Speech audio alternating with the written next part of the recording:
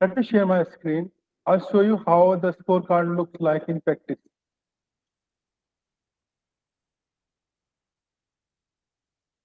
So this is the app which has been developed very recently, and I'll show you how it works.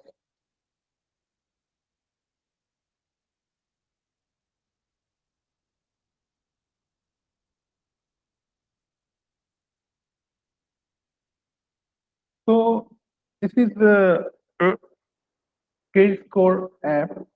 This is how score look like: poor, average, good. And 0 indicates poor, 1 indicates average, 2 indicates high.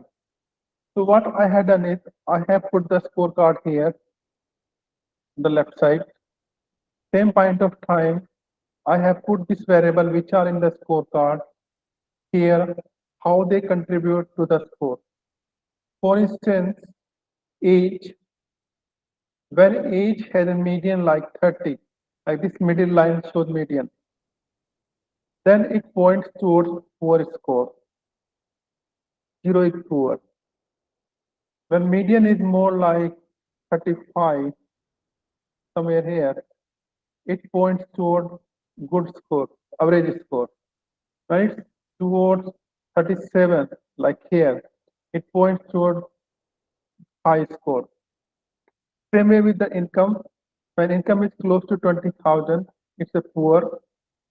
When income is close to 30,000, it's good.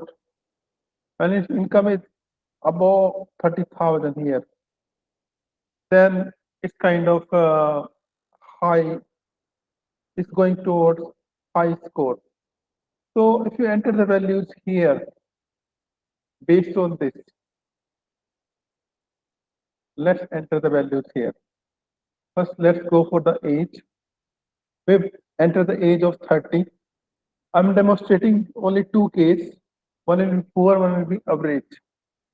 So you might have built the scorecard, you might have implemented the monitoring, but in practice, how it's done, that's what I'm trying to show you. So age is 30, income is 20,000, and the number of account, number of bank accounts around 7. It shows poor score. Number of credit card around 7. It also shows poor score. Credit card interest, if it's around 22 or 20, it also shows poor score. Day past due for the payment, it talks about delinquency. So delinquency, if delinquency is around 28, it talks about poor score. Outstanding debt, if outstanding debt is around 2,000 here, this is the midline. It also goes towards poor score. Credit history is around 12 years. This also contributes to poor score. Credit card installment is nearly 70. It also talks about poor score. And then monthly balance is around 300. It also goes towards poor score. And then credit card payment minimum. So if we enter this variable, we should get here poor score. Let's say predict. So we get poor score here. This is how this application works in practice. If you want to go towards good score, then we will move towards median of the 1. Make sense? I actually had one question here. So, firstly, what is the intent of this scorecard that you're showing here? What was it developed for? This was for if you go to country like Europe or you look at the civil score. This Mm-hmm. scorecard was built on the European data. Our Mm-hmm. objective is to show you that how the scorecard behave in practice. When a customer representative enter these numbers here and he click on give me the score, Yeah. this is the kind of a score comes up. So my idea is to showing you that if you know what to enter here, what value will give you good, what value will give you average, what value will give you poor. This is my objective to show you. So these are the variables which are there in the scorecard. Normally, when you build a scorecard, data will look like, I'll show you the data.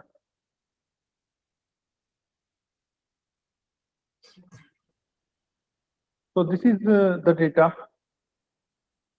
This data has approximately 25,906 lines or observations. And it has nearly 44 variables.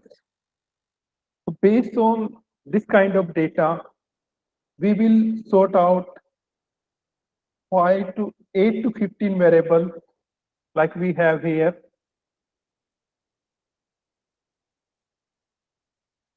8 to 15 variable here.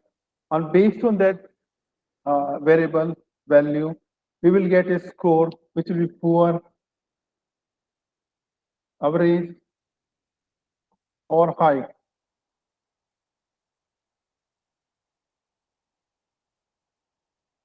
That makes sense? Yes, yes, it is. Okay. So shall I show you the average or shall I move to the scorecard theory part?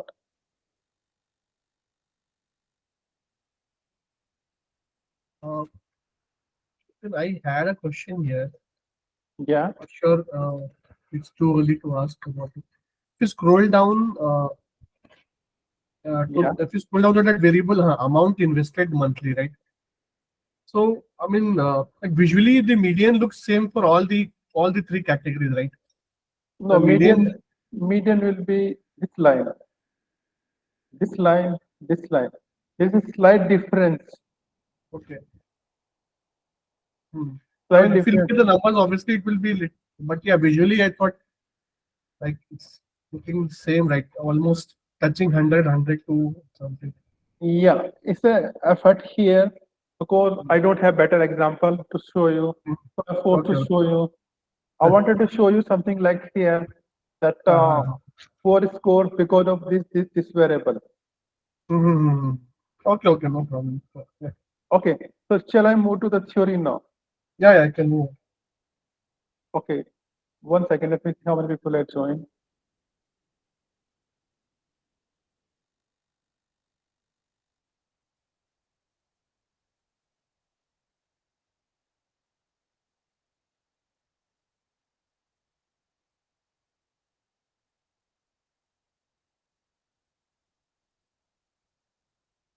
Okay, so I'm moving to the theory part now.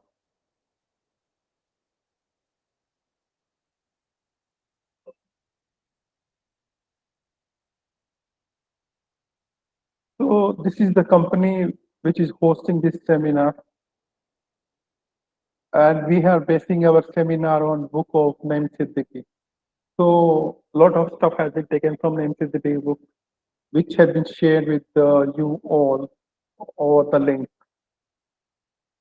So we talk about here credit scorecard, introduction to credit card, how we design the sample, and then segmentation, like dividing the data into different parts and making model.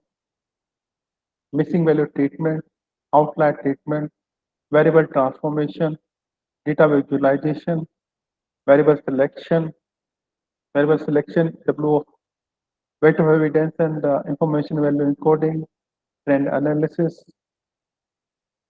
Anybody, any question?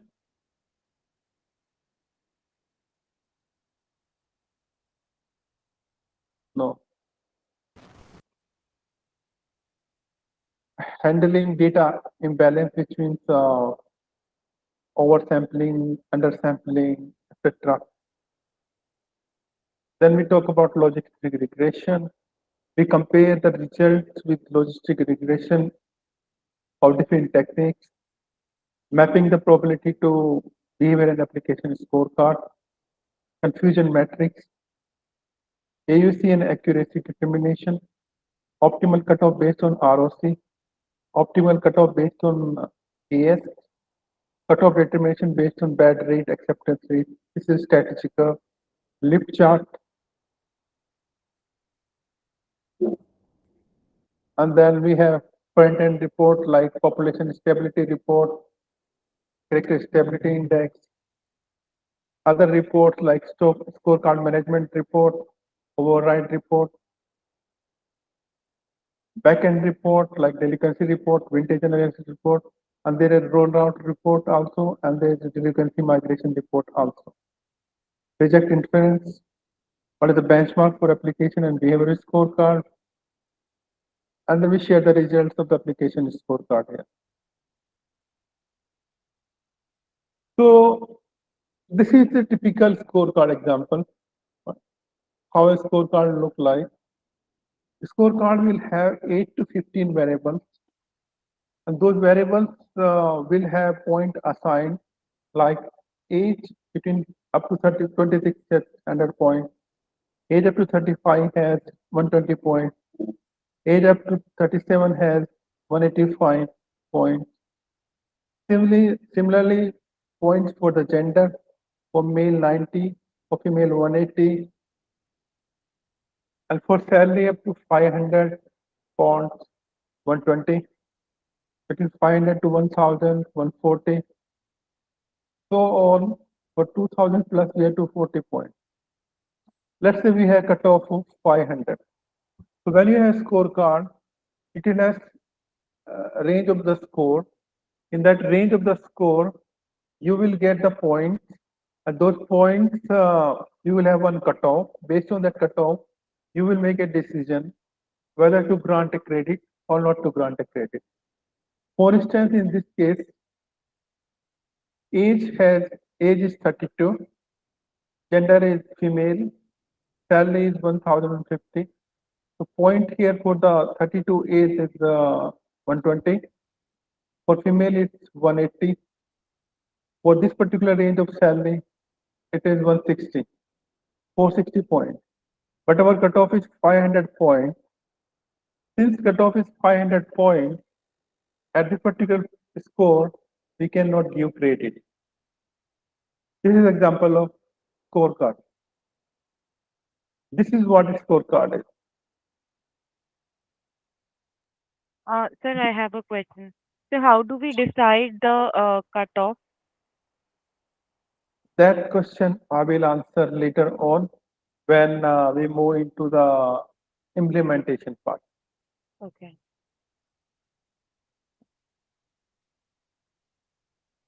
So this is a process for the loan approval.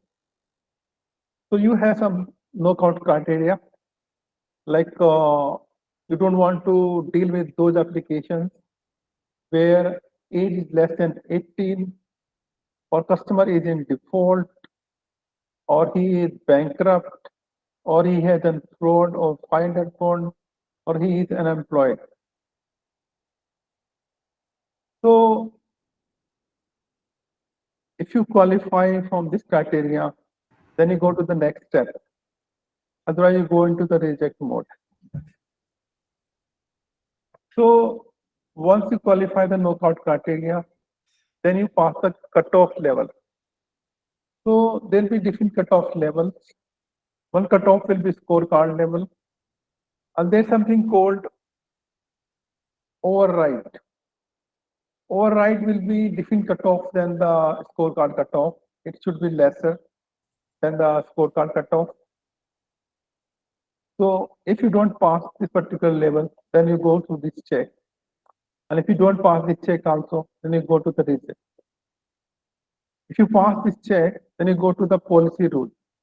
Policy rules will be organizations practice that you don't want to give loan to self-employed. You don't want to give loan to somebody who has a negative present value or somebody who is making loss. So based on this policy rule, you decide uh, whether to reject or to accept. 1 minute.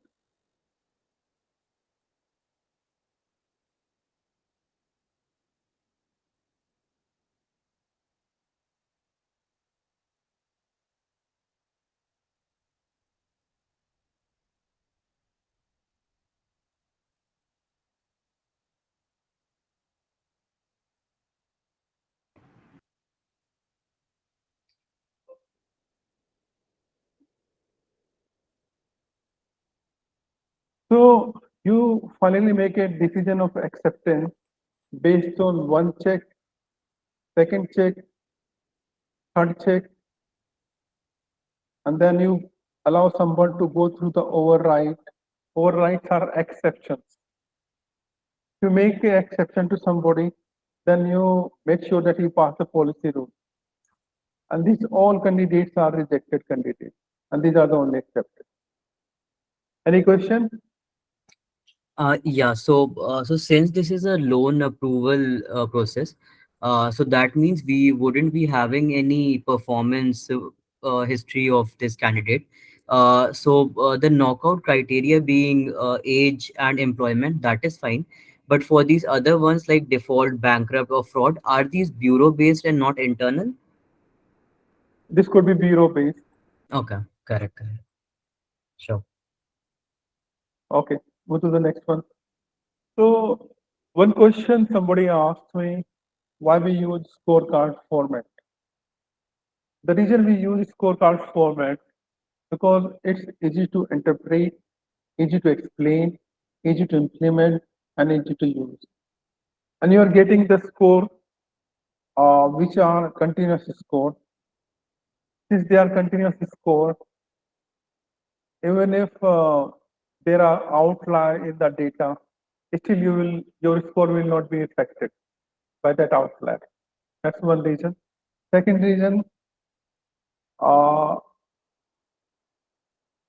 if you're getting a low score, auditor want explanation, management want explanation, regulator want explanation, adjudicators want explanation, and customer also want explanation. It's not black box.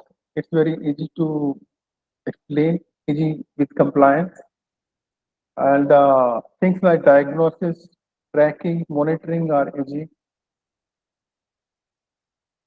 And scorecards are not difficult to manage because of transparency in the process. Process is transparent, everything is black white, everything is standardized. This is why we use this kind of format.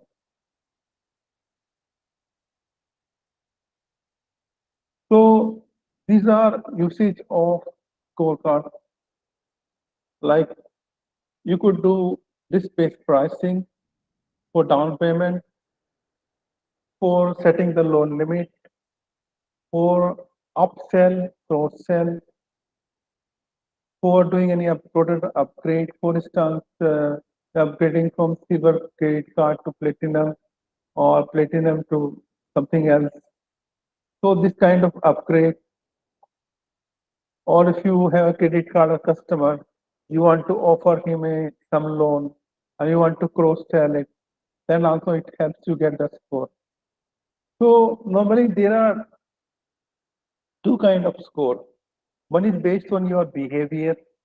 Behavior means financial performance. And one is based on your application. When you are new to the market, then you are considered as thin file customer, which means that you don't have history, you don't have bureau score. At that point of time, application scorecard is used and you are granted less credit. As soon as your history built up, then behavior scorecard is used. Normally, for new applicant, you use application scorecard. For customer who has history of 6 months or more, you use behavior scorecard because you have their number in the database. Then setting ATM limit, optimizing education workflow, which means deciding about the loan limit, deciding about other products. You can compare business. And what is what is ATM limits? Yeah? ATM means how much you can withdraw. Acha, okay. So there is something called equivalent quality of business, which means looking at the business performance, looking at the business score, because not only you lend to the normal customer, you lend it to the small business, you lend it to medium-sized business, you lend it to the large business, you lend it to other big-sized businesses like banks. Then payment terms you can decide. There's something called regulatory capital. Regulatory capital is like amount of capital which basically you need to keep to save your bank from the financial issues. When recession comes, you need to have some money in place to make sure that if somebody doesn't pay, big customer default, then you have enough money to save your bank from the running the operation. It doesn't close down. It has to do your due diligence. Then application on the customer account management side, on-time credit limit setting, regulatory capital, and then monitoring the usage, how you are doing. If you want to renew the product, you reissue the credit card or reprice the product. For instance, you want to revise the mortgage interest rate. In that situation, also you will use the behavior scorecard, whether everything is paid on time. Collection strategy, which means like you need to collect some debt. To collect that debt, you make a strategy. That strategy is called collection strategy.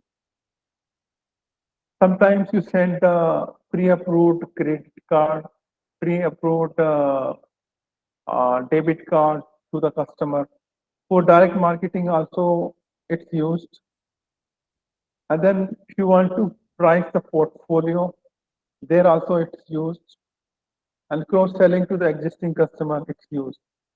So these are two sides. One is acquisition side, one is account management. Acquisition is more to do with new customer, new business.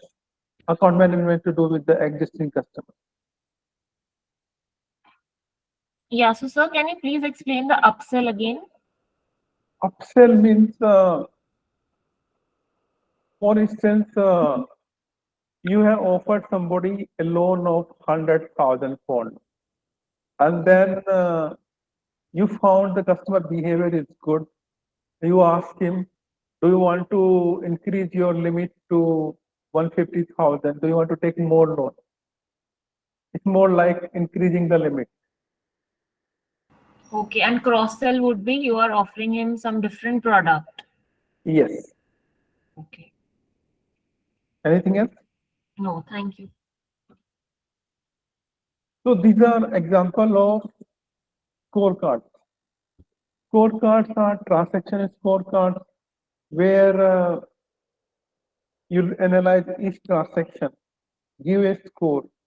Example of transaction scorecard is credit scorecard, which is more like credit scorecard, credit card, or loan approval, or I would say insurance claims. Application is like insurance application or application of loan, mortgage, credit card, etc. Repayment, if somebody go into the arrears or go into the default, you want to make a scorecard and figure out whether he will pay back or not. Amount recovered. These are the scorecards which are made using different techniques. So for instance, this is a binary scorecard. This is a binary scorecard. This is again a binary scorecard. This could be a linear regression scorecard, or could be binary depending upon how you made the model. Collection outsource. You could make a strategy for different risk customer. High risk customer you want to give outside because you might not get good return if you invest time. 1 minute. Sorry.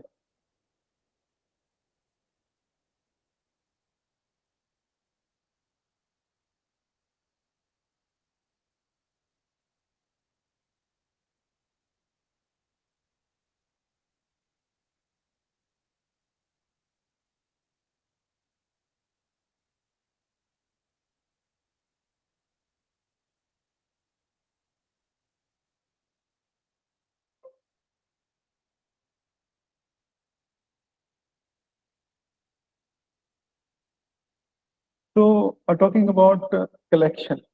In the collection, like you make a strategy based on the risk of the customer. Highly risky customer, medium risky customer, less risky customer. So for the less risky customer, you want to collect yourself. For medium risky customer, you might want to collect yourself. For highly risky customer, you want to get it collected by third party or sell off the debt. So you make a scorecard to figure out which are less risky, which are high risky, which are medium risky. There's something called write off, whether you should write off or not write off, whether you're going to get some money from the customer or you're not going to get some money from the customer. Or claims. So you're going to figure out whether claim is going to come from the customer or not come from the customer. Talking about insurance claims. So you have to figure out based on the parameters which customer has, whether claim is coming or not. Then bankruptcy, which customer is going to go bankrupt. Then there's something called 30-day past due, 60-day past due, 90-day past due, or default.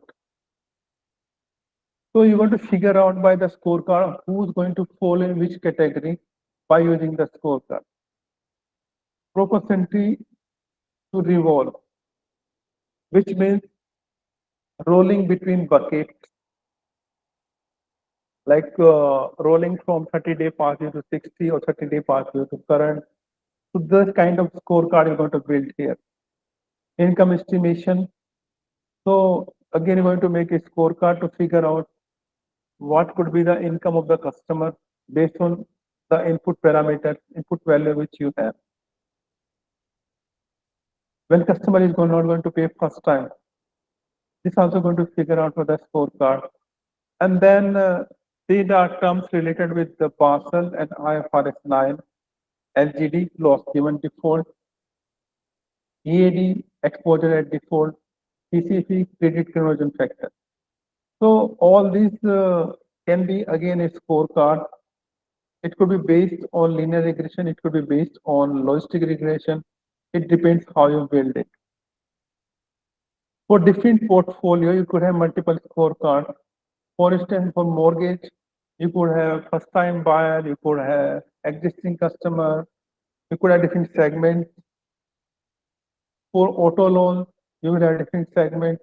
For credit card also, you will have different segment. For loans also, you will have different segment.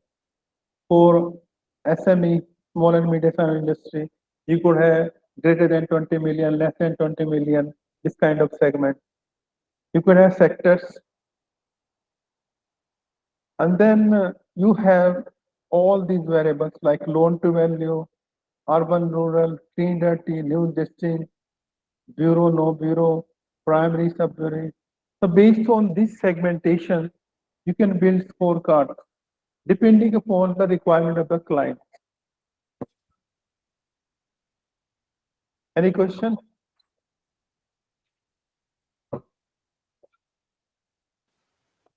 What is this loan to value means? Loan to value means you have amount of loan and then you have security for that particular loan. For instance, if you go for the home loan, security is your value of your house. So if you take for 40 lakhs, you buy a property for 40 lakhs, you give 20,000, 20 lakhs as a deposit. After that remaining amount 20, you take a loan. So loan is 20, value is 20. Loan to value is 1/2. Okay, okay. So what's propensity to revolve? It means either you can recover or you can go down. Okay, sir, thank you. There are different kind of customer based on the history. There are thin file customer for which you don't have any information available on bureau or anywhere else. Then there is new to book customer where bureau level information is available, but they are new to your book. Then existing to book customer, which means these are customers, they are applying for new product. And then something called soft inquiry and hard inquiry. Soft inquiry means you go for a loan and you basically are existing customer, they will run a soft inquiry most likely. But if you go and apply for a loan to different bank, they will run a hard inquiry only. Soft inquiry will leave a record in the credit bureau, but hard inquiry, so inquiry will not leave a record in the credit bureau, but hard inquiry will leave a record in the credit bureau.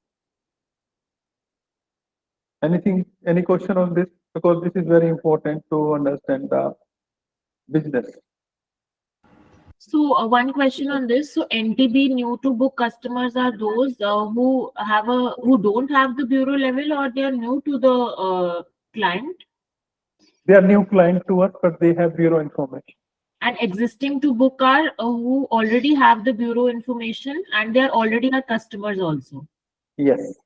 Okay. And hard inquiry, in that you are saying ki if a client is if a borrower is applying multiple loans, is applying for multiple loans, so how will the credit bureau get to know that they are applying so many times? Thing is, soft inquiry is more like you run a inquiry where record is not created in the bureau, and it's more like when you do cross sell or you do upsell. At that point of time, soft inquiry is run. When you go and apply for a new product on your own, or you go and apply to different bank new product, then hard inquiry is run. Okay, thank you. There are different kind of product, secured and unsecured. Secured products are where you give the guarantee. For instance, you take a auto loan, your guarantee is your vehicle. You buy a house, your guarantee is your house. When unsecured loans are like credit card loans or loan without guarantee. So auto loans, they are secured loans. Sorry. Revolving product mostly mean credit cards or unsecured loans. Personal loans are unsecured loans, credit card are unsecured loans. So let's talk about scorecard design. One question to all. I have sent the book to everyone. Did somebody read it?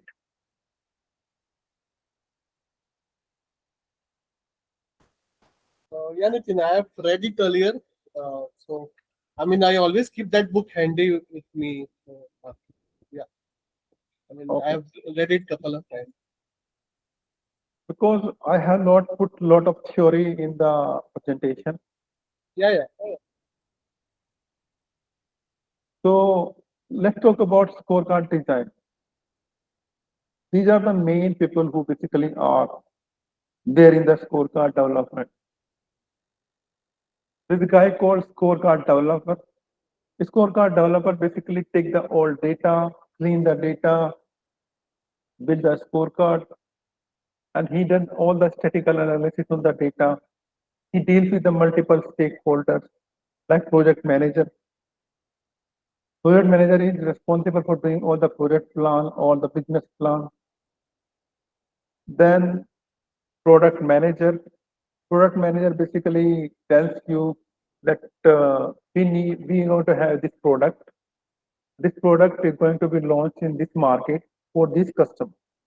So he is mainly concerned with customer segment. Then there's something called risk manager. Risk manager is more of management on the credit risk side, who basically are responsible for running all the management reports, reviewing management report, deciding whether scorecard behavior is good or bad or up to mark. Then operational manager. Operational manager is responsible for ensuring that the scorecard is implemented properly. All the variables which are there in the scorecard are available. So all these things are ensured by operational manager. So when you build a scorecard, you have an objective. That objective means what you want to achieve. Do you want to improve the approval rate? Do you want to decrease the bad rate? Or you want to reduce the losses? Or you want to improve the profit? So, or you want to improve the process? Or the scorecard is not working properly at the moment and you want to move to the new scorecard. So these are different objectives of building a new scorecard. So until there is a clear objective you have, you don't build a scorecard. A scorecard build approval comes from the top management. It involves all the people here and senior management. And they decide why we are building a scorecard. So when you build a scorecard, you want to ensure that who are the target customer, and in the target customer, what is target segment? For instance, are you targeting first time buyer? Are you targeting existing customer? Or you're targeting, for instance, the credit card? You will say, I got silver credit card customer. I want to promote them to platinum level. So I want to make a scorecard for that. So you always have an objective, and you always know your customer, you always know your segment. And once you have these particular things in place, then you look for the source of the data. Which data you're going to work with? What will be your cutoff strategy? Whether you want to increase the profit, whether you want to decrease the losses. So depending upon this particular aspect, you will have cutoff strategy. Any question?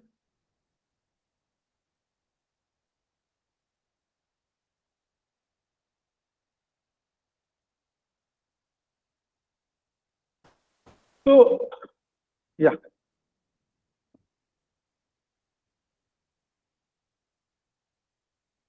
So let's talk about traditional lending, which used to happen in the past, which is happening still on the bigger scale. When you talk about wholesale banking, still expert-based lending is happening. So these are the 5 qualities: character, capacity, capital, collateral, condition. Character means whether he has a new job, or he has a stable job, or he has a funding from the family. So that particular thing decides the character, capacity, capital, based on the personal attribute, based on the local knowledge. You decide whether to give a loan or not, whether somebody can give a guarantee, whether somebody can satisfy the loan condition, he has so stable income. So you collect all this information based on these factors, 5 factors, and then you decide the loan. For example, if you are going to loan a business, you will look at the industry position.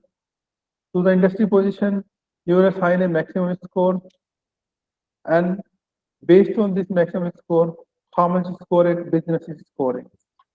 Market shares, whether how much this is maximum score, how much score customer is getting. Graphical diversity of operation, this is maximum score, how much score is getting. So all these are factors based on these factors. Any question? This is traditional lending. It's still in the practice. So we're talking about mainly two kinds of scorecard: behavior scorecard and application scorecard. Behavior scorecard is more like you already have the history and you want to increase the limit, or you want to offer additional product, or you want to do something to do with account management. Application scorecard is for new applications, where if you go for new product, there will be application scorecard. So once you approve the application and customer is on your book for 6 months or 1 year, you move him to the behavior scorecard. Initially, application scorecard is used. Any question? No. Okay. So we talk about two things here. One is application scorecard, another one is behavior scorecard. In the application scorecard, this is the flow. Does somebody have a scorecard background? Yeah. Does somebody want to help me here, explain it?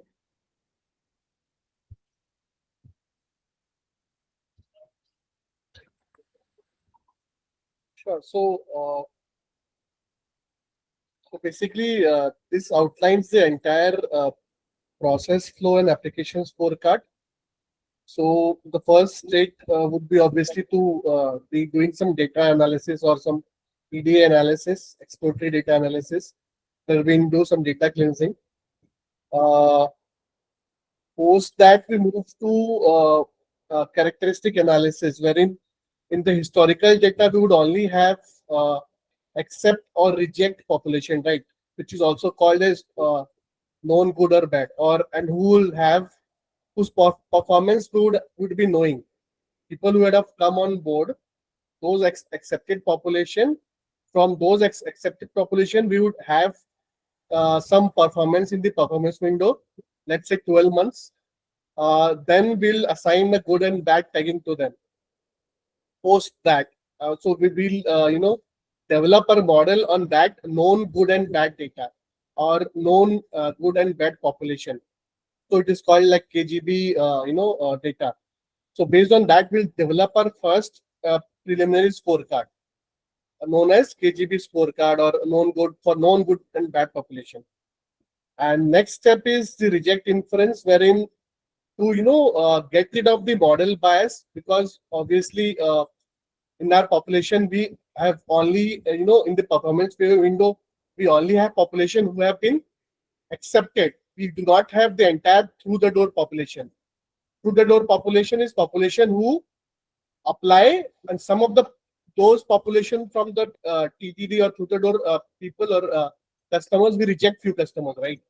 So we would not have the performance of those customers in our historical data, right?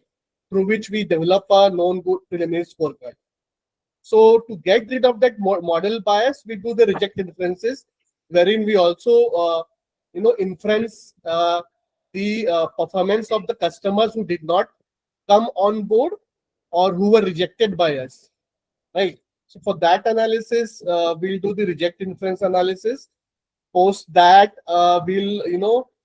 after that is developed, so we'll append our known good bad model or preliminary scorecard model with that reject and inference model, and we'll have a final scorecard model which would give us the final score or the final tagging of the known good and bad population, which we already had in our historical data, people who came on board, plus the inferred good and bad from the rejected population, or the population which we rejected as a bank, or who did not come on board because they rejected us because they got a good rate or a good products in some other banks. But through some analysis, which of course Nitin will cover in our reject inference analysis, wherein we have fuzzy augmentation and other analysis which we do to infer this. So doing that, we build a reject inference model. We append both these models and we arrive at a final score which we get. And using that score, we either we apply, implement that model to the new customers or for our in production actually.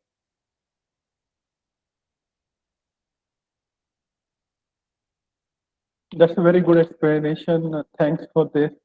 So Yeah, I miss scaling and assessment. I can do that, but I left it for you, Nitin, because any which ways we're gonna cover each and every step in the next slides or in the next session.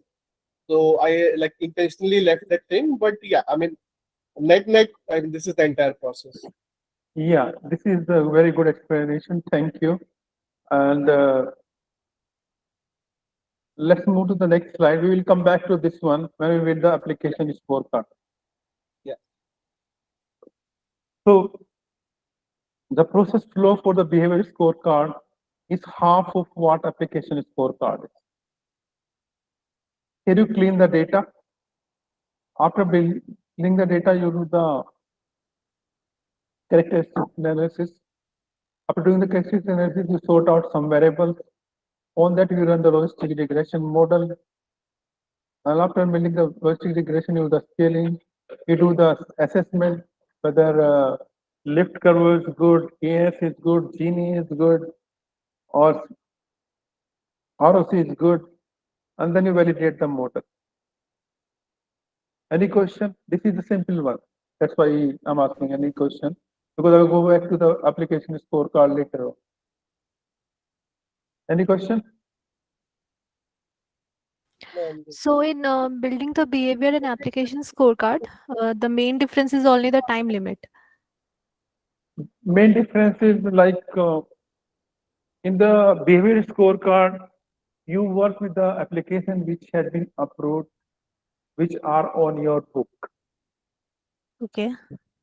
In the case of application scorecard, you work with everyone who came to you, which means through the door population, which means accepted application plus rejected application.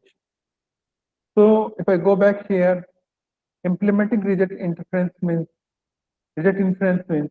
working with the rejected candidate, combining that data with the approved data and building the model again. Make Okay. sense? Yeah. So let's talk about another phase. We talk about data preparation. In the data preparation, we use customer variables, behavior variables, we use good bad flag. Customer variables are which are personal to customer, which means age, gender, income, time at address, those kind of variables which basically are very personal to the customer. These are customer variables. There's something called behavior variables. Behavior variables are to do with the financial performance of the customer, which means how much balance you have maintained in the account over 3 months, 6 months, 12 months, or current balance. How many times you applied for the new product or new loan or new credit card, how many bank account you have, how many credit card you have, how many times you got delinquent, which means either you gone into the 30-day past due or 60-day past due or 90-day past due. So those kind of behavior is behavior variables. Then you have good bad flag. So based on the behavior of the customer, based on the customer variable, you assign a flag to the customer, which is called good bad flag. So I go back here in this data.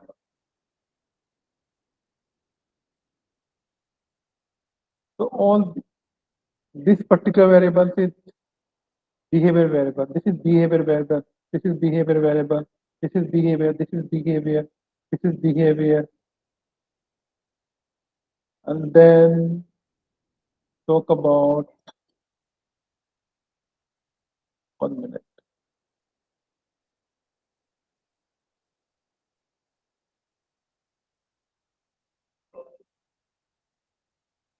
Talk about loan term, life status.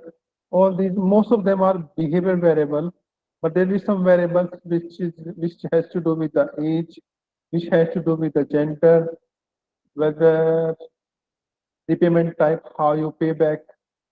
That's again behavior variable. So most of them are behavior variable in the data because this is a behavior scorecard data. We go back here.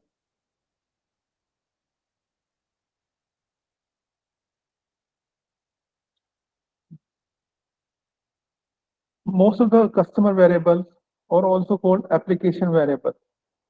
For instance, age, gender, or income to debt ratio, or time at address, all these variables are also called application variables. Behavior variables are very similar to transaction variable, which I had described before. And then there are some very loan specific variables like loan to value, loan term, loan balance, guarantees. And then there are bureau variables. Bureau variables are time at address, inquiries last 6 months, delinquency in last 6 months. And there are more bureau variables.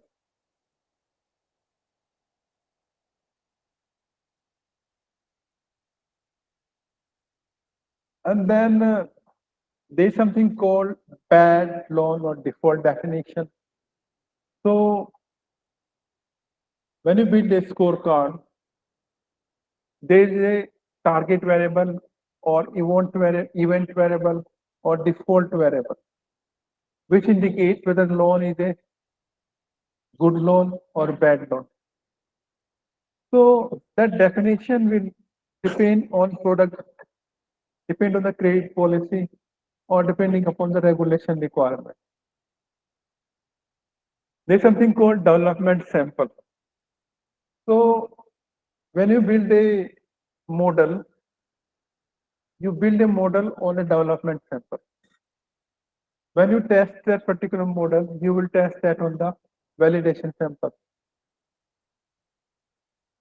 Then something called rejected sample, which we talked about.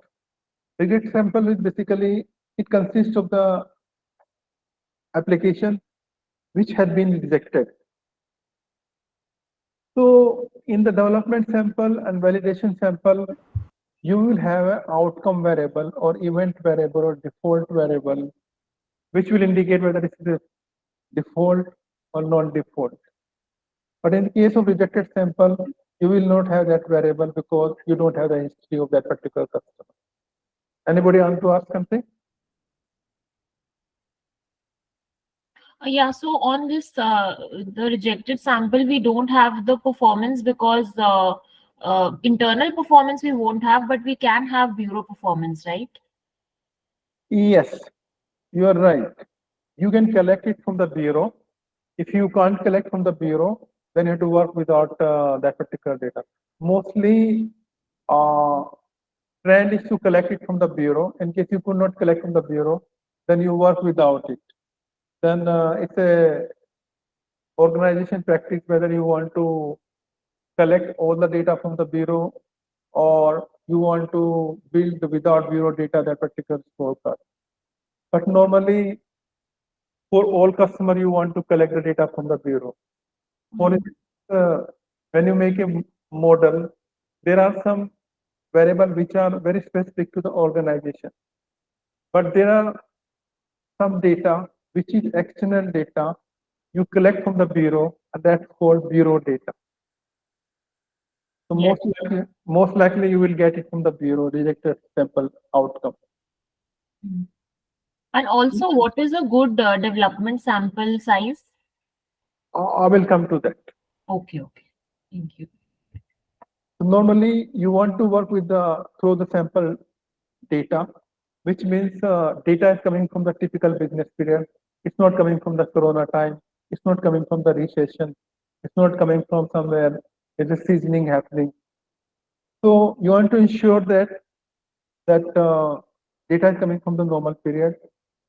When I was talking about this particular Excel, I was saying it has these many lines,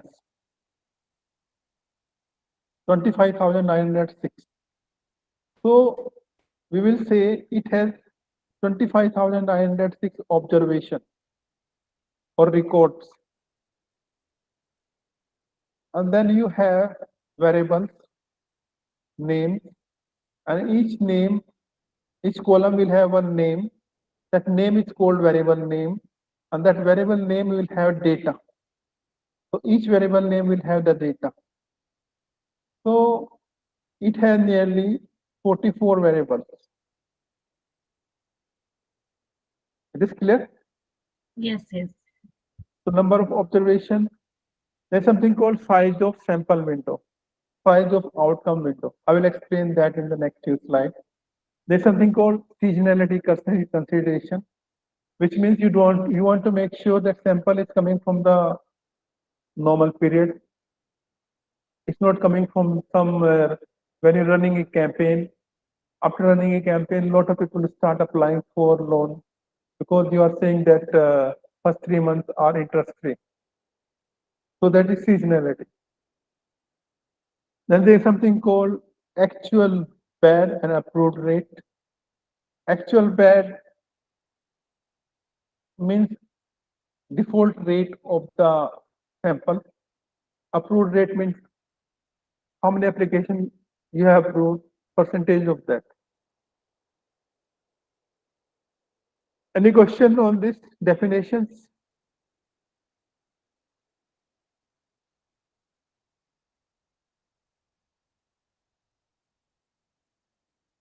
So this is what we do when we create a sample. You have something called observation window, you have something called performance window. In the sampling window, it could be 3 months, 6 months, 1 month, 1 year, depending upon what kind of model you are building. So in this case, this is 1 year. And then something called performance window, during which you monitor the performance of a loan, whether it's going to be in arrears, whether it's paying on time, it's current, or whether it's basically defaulting. So these two windows, you should always remember when you make a model, performance window and observation window. Normally, you start with the panel data. In the panel data, during this particular period, you will make sure you create behavior variable like minimum 3-month balance, minimum 6-month balance, minimum 9-month balance, minimum 12-month balance, mean balance, maximum balance. And you will say this is your starting point and this is your end point. And during this particular time, all the data you will collect and you will monitor that data point during this period. So this particular time is called observation window, first observation point, last observation point. So if you're taking data point from here and farthest point is this is maximum outcome period. If you're taking data point from here, this is outcome period, this is minimum outcome period. So this is again 12 months, 30/12/2008 to 30/12/2009. Any question, please ask, because I want to make sure you know what it is before you go further. So observation window and performance window, the time limit has to be same or it should be different? Performance window you will decide based on your analysis. Observation window can be anything, Okay. minimum 1 month. For observation window. Yes, Okay.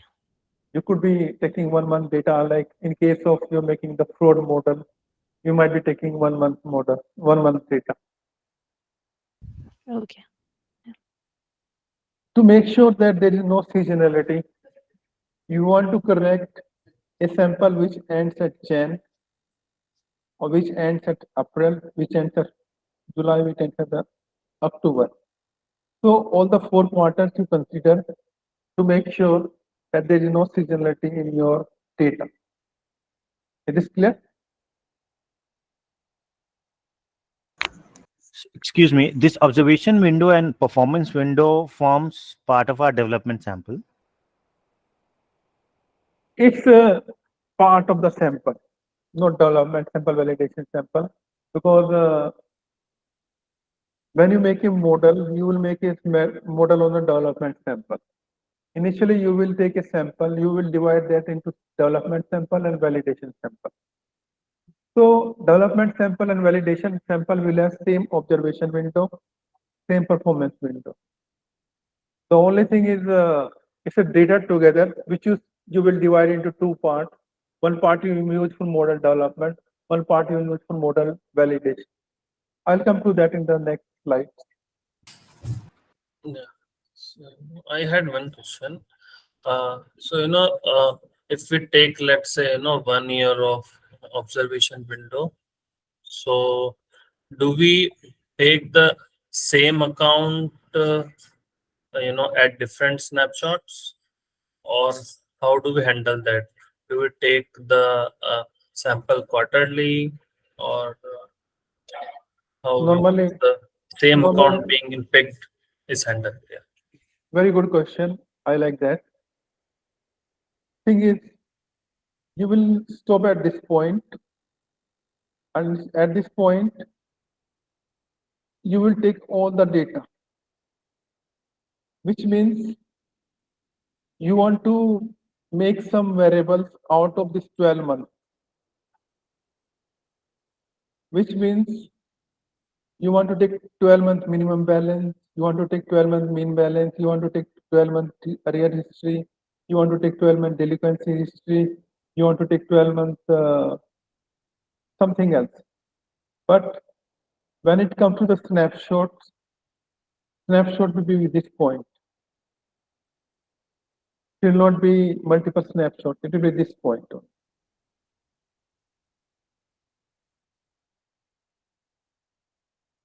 If you move by 1 month here, then your performance window will move here. It will become like this. Then you will have different snapshot. You will move backward 1 more month here, and you will have different data points, because balance will vary, everything else will vary. So snapshot is more on end point. This is the end point. This is one snapshot. Okay. Yeah. Thanks. Got it. So let's talk about arrears. Let's talk about bad definition. So current definition is there is no delinquency. Delinquency means normally Basel definition is 3 months arrears. For instance, here in third month you have 1 month arrears. In 4 months you have 1 month arrears. In 8 months again you have 1 month arrears. 9 months you have 2 months arrears. 10 months you have 3 months arrears. Again you go back normal. Here you again normal. You are normal here, you are normal here. Again you go into arrears. You go again into arrears. Again you normal. Again you go into arrears. Again into normal. Again into arrears. So this is a kind of behavior which basically you need to track and figure out. For instance, let me go into some other trainer's work.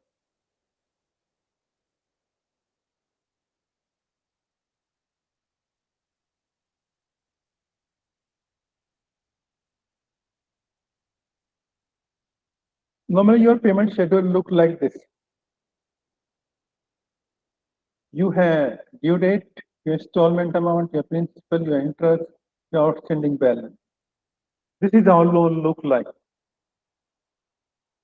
And each payment date, you need to make this payment. You are making this payment until here, but at this point, you fall short. When you fall short, you get into arrears. Again, you pay less. Here you try to clear the balance. Here you pay the same balance. So when you are not making payment in full, or you are not making payment, you get into arrears. And if you are 3 months arrears, you are called in default, or you called in delinquency. You make 3 payments, you don't make 3 payments continuously, then you are in default normally. So it shows here somewhere day past due. Like this is 8 day past due, it's 39 day past due, 41 day past due, 103 day past due, this is 103 day past due. These are over 90 days. 90 days means 3 months. 3 months in a row, you are in arrears, which means you are in default.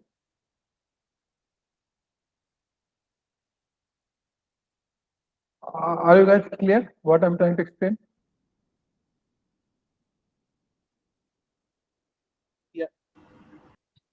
Yes. Okay.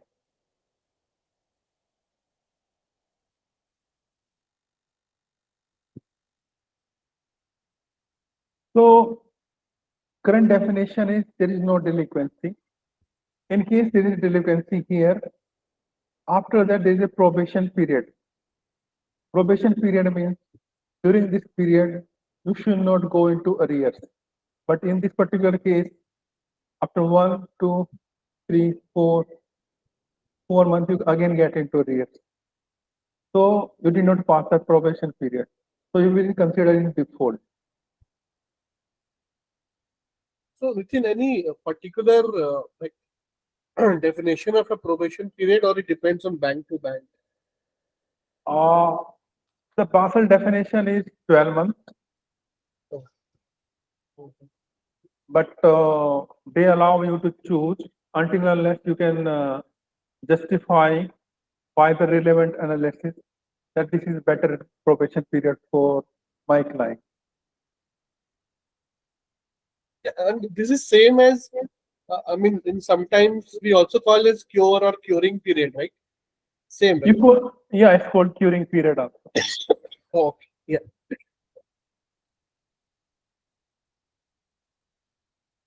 Then there is something called vintage report. Vintage report will show all the loans, percentage of the loans which has been given after the origin, which means month on book. if I look at the graph, it will be more like this. So you have month on books here, and it shows which are getting into default, what percentage. For instance, if you look at this loan, nearly 1% has gone into default, 2%, 3%, 2%. After 2%, it gets stabilized. So you want to note down for different loan origin period. For instance, loan origin period for this one is second half of 2010. This is first half of 2010, second half of 2009, second half of first half of 2009. So based on different origin period, you will plot it and see where it get mature. So based on the maturity time, whether it takes 12 months to mature, whether it takes 3 months to mature, whether it takes 6 months to mature, you will decide your performance period. And this particular period for analysis is called vintage analysis. So based on the vintage analysis, you will make a decision where your loan is getting mature in terms of performance of the origin. If your maximum loan are getting mature within 12 months will be performance period. If your maximum loan is getting mature in 9 months will be performance period. If your loan are getting mature in 24 months, then 24 months will be your performance period. We talked about performance period here, right? Performance period. Sorry, performance window.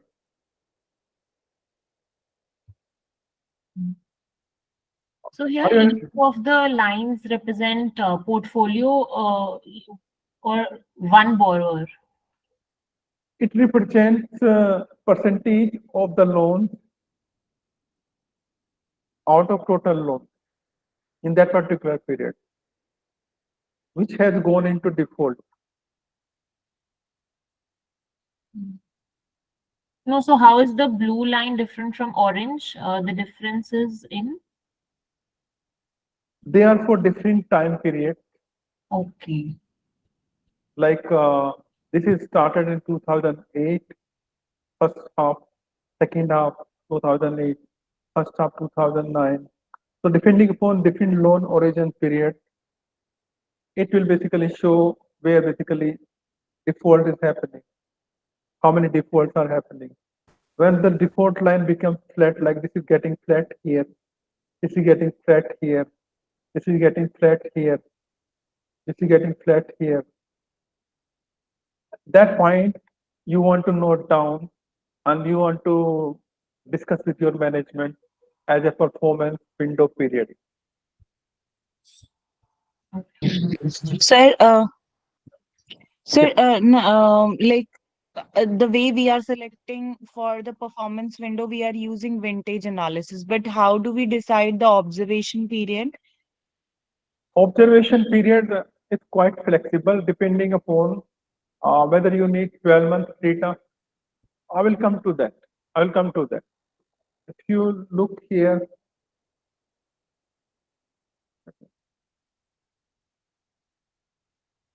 somebody raised hand. Okay.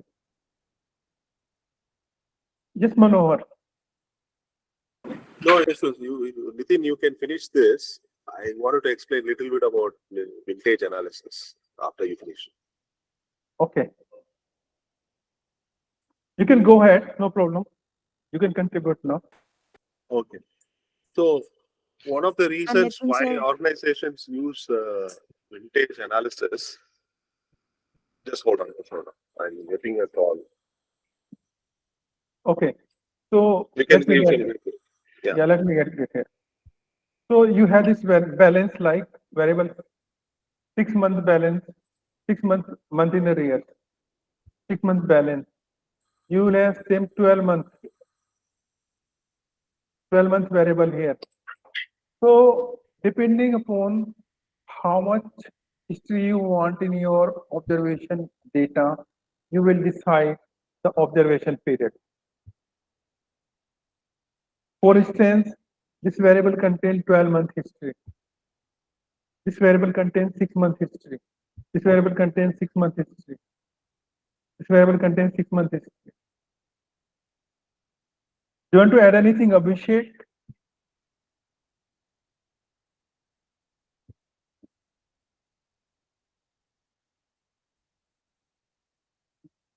Abhishek?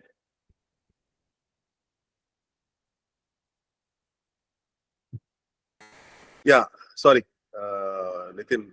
So Yeah, for go the ahead. vintage analysis, one of the reasons why organizations will use is if they typically, from my experience in Indonesia, where they pass through a lot of crisis period and organization change, and also when companies were bought out by different parties and all that, the regime of credit approval policies were different in different periods. Like in 2008, imagine, let's say, until half yearly, there was a different management, and then afterwards another management change. The credit policies might be different.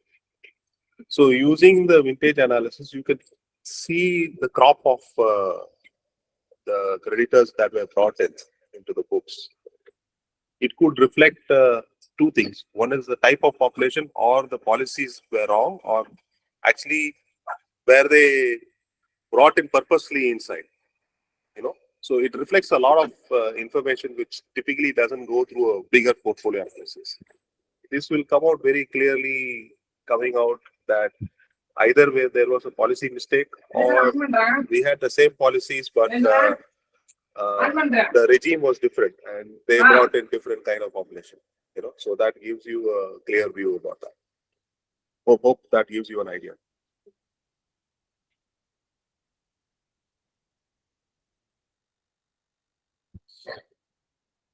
So we have vintage graph here also.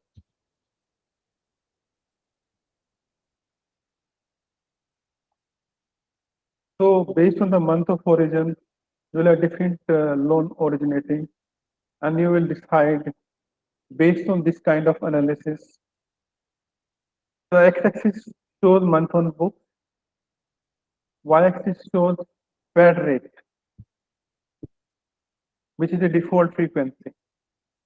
And this is the data behind that analysis here.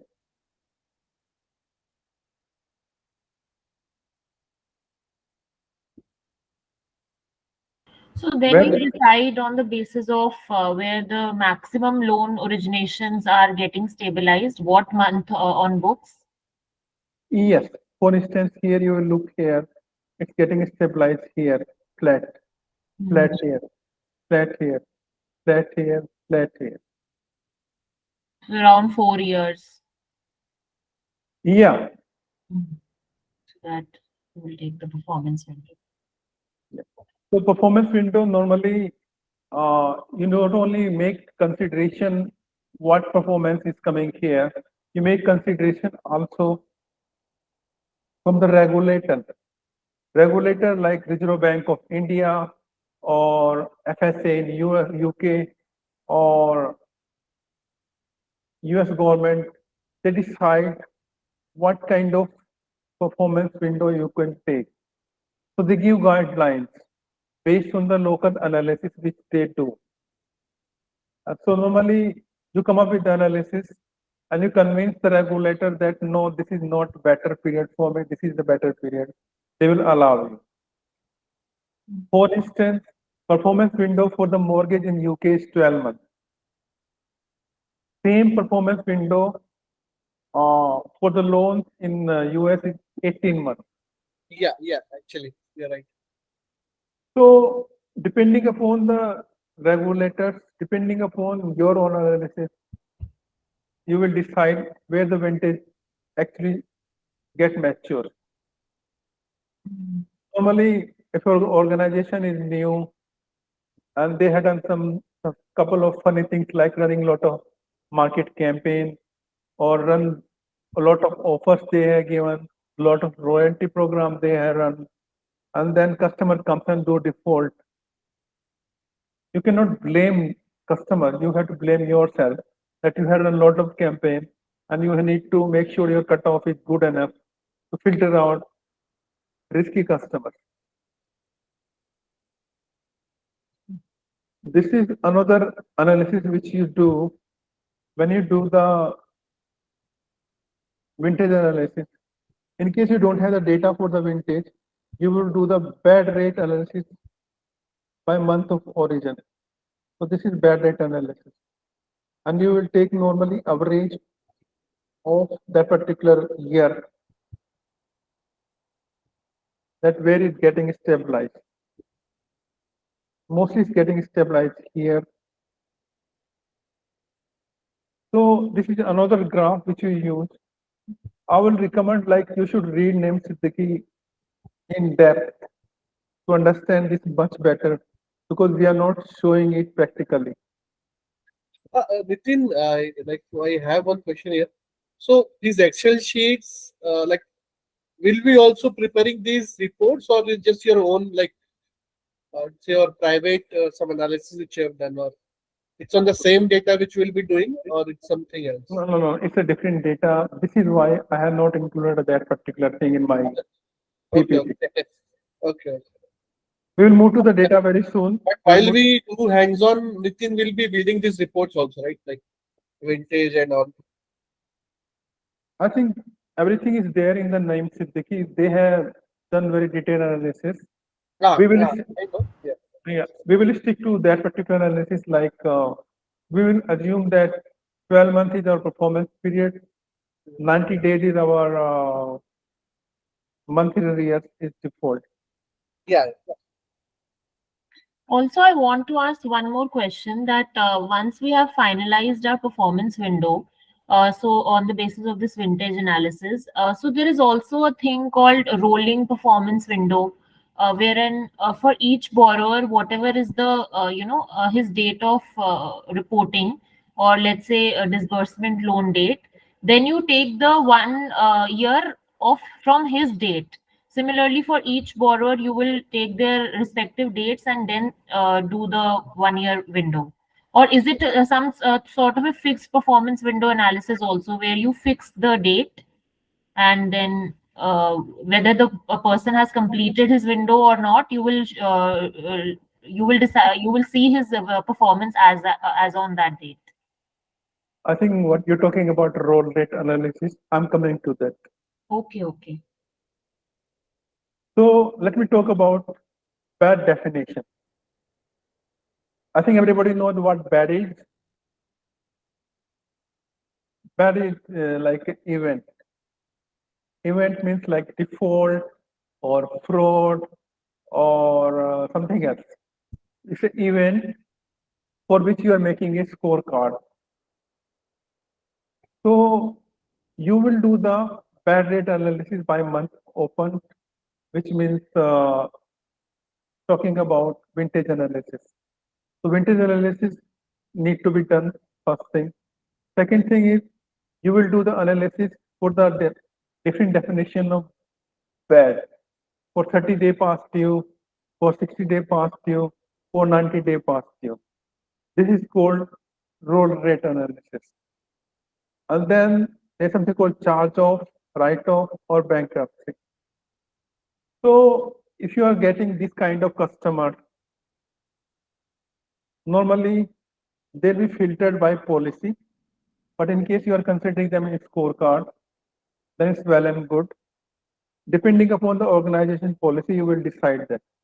If some claims are coming against some account, that could also be a bad. If you're not making any profit from a customer, that's also a bad customer. You cannot collect the whole amount from the customer. You fix a percentage, like you collect 80%, then it's not a bad customer. Below 80%, it's a bad customer. And we discussed whether current or even whether customer has defaulted and he has passed the probation period. If he has passed the probation period, then he is current. If he has not passed the probation period, he is still in default. You will not include that particular customer if policy says so. Fraud over $500, That's also a bad. And then technique like roll rate analysis, current versus worst delinquency comparison, profitability analysis, consensus. So based on these four techniques, you will decide the definition of bad. And these are the potential candidates. Nitin, can you repeat this ever versus current thing? It's more like somebody has defaulted, and after that probation period, that probation period is 12 months. Depending upon the organization, it will be 12 months or 6 months or 3 months. And after that, you are considered clean. For 3 months, you don't default, you don't do any arrears, you stay clean after clearing the debt. After that, you are considered current. In case after defaulting, after 2 months or 3 months, you again get into arrears. You will not be considered as a clean customer. You will be considered defaulted customer. Is this clear? Yeah. And is current same as standard? Say again. Like current is same as standard? Is it? Current is the same as the good customer who is giving you profit, who is not defaulting, who is paying on time, who don't miss the payment, and who is not paying before time also. Versus current. So if in the probation period, just before completing the probation period, if he defaults again, if he starts getting into arrears, then he is called a ever bad. He's called bad or ever bad. He'll be called bad or ever bad. Okay. Yeah. Okay, thank you. So let's talk about roll rate analysis. So you have 12-month history of this customer, and he had defaulted in 10 months. After that, you analyze him for another 12 months. This is called roll rate analysis. Normally, once customer default, you look for point of no return. If customer is returning back to normal, then that particular bad definition is not considered good. So normally there will be definition like 30-day past due, 60-day past due, 90-day past due. So if you look at this particular graph, this is a very popular graph of name Siddiqui. You are current customer in the previous 12 months. In the next 12 months, you look at this. This dark is 30 days. Light is 60 days. And then again light is 90 plus days. So here from the current, only you would say 2 or 3% customer go into default in next 12 months. If you look at this particular one, 30 days, only 5% customer go into default. If you look at 60 days, nearly 20% customer go into default. If you look at 90 days, nearly 60% goes into default. They don't come out. So based on this analysis, you will conclude that once you go over 90 days, there is a little possibility you will come back to normal. So based on roll rate analysis, you will decide the definition of bad, a 30-day past due, 60-day past due, or 90-day past due. Make sense?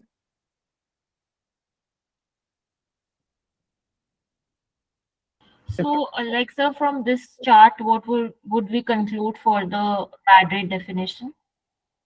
For this chart, we will conclude that if you are in 90-day past due, in next 12 months, 60% of your customer will stay at 90-day past due. From 60-day past due, only 18% customers go into default, which means 90-day past due. So most of the customers who are 90-day past due, it stays there, they don't come back to normal. So that should be the default definition. Okay. I'll show you in the next graph. This is more clear, but this is month-wise. From the current 89% customer stays current, and 11% go into 30-day past due window. From the 30-day past due, 78% stay current, and 18% stay into this window, and 4% stay into this window. From the 60-day past due, 11% stay current, and 6% default, 38% go to 60-day past due. From 60 to 89, 9% stays current, and 39% go and default. So 90-day past due, 93% customer default. They don't come back. So based on this analysis, you will conclude that 90-day past due is a good definition of default. So what is backward roll rate? Backward rolling means 78% customer from 30-day past due, they have gone back to normal.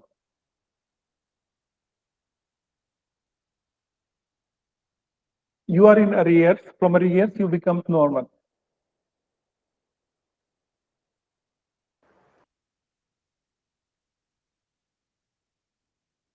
Here, if you add this 43 and 11, 54% stays here, 50% is rolled back. In the case of this one, 29, 25 plus 9, 34 plus 16, 50% has stayed back within this window. So roll backward is nothing but Nikesh, wherein when a customer with a higher bucket, let's say 60 to 89, in the subsequent months move back to a lower delinquency bucket. Like from 60 to 89, he moves to 30 to 59, or a 30 to 59 delinquency bucket moves to 0 to 29 days past due. So basically, what is the percentage of those customers? Right? Okay. Yeah. It's more Thank like moving from higher bucket to lower bucket. Lower delinquency bucket. Yeah, exactly. Yeah, thank you. So we talked about bad rate, we talked about performance window, behavior window, observation window. Let's talk about exclusions. The goods which has less than 12-month history may be excluded. Bad which has less than 12-month history will be included. And then the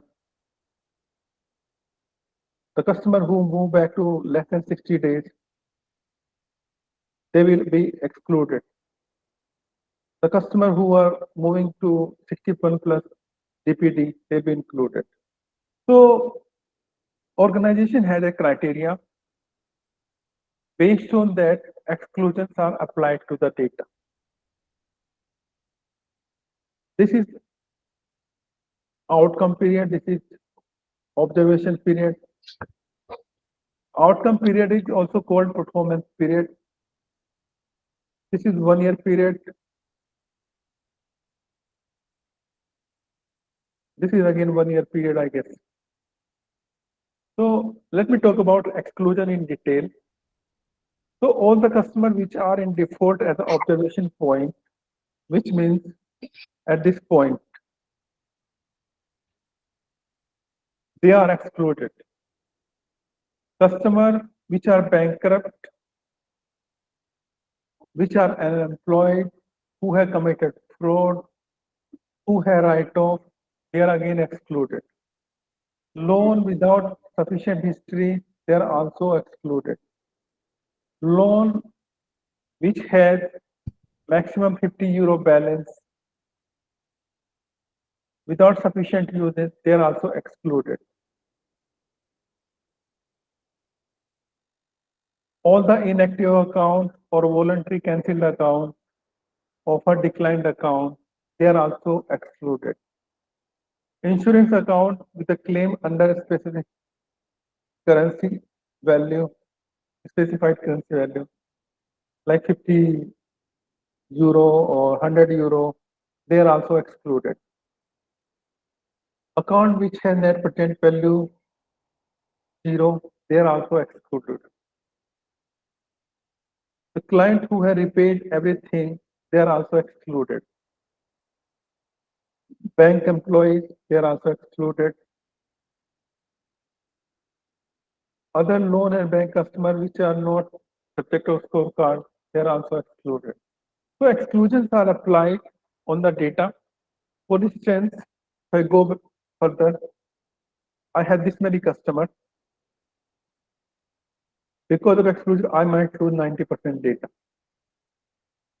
because of this kind of thing. So I'm left with 10% data. Out of 10%, I had rejected customer 5,000, 10,000 known customers. So known customer means, think about application scorecard process flow now. We're talking about known, good and bad. So these are known. Out of that, 94.5% are good and 250 are bad, and 300 are intermediate. Intermediate means they don't have sufficient history or they are not material to the bank. Out of 5,000, 66% are rejected because of policy and 33% are rejected because of sample score, cutoff score. Anybody want to ask any question on this? Because this is very important slide when you make a data preparation.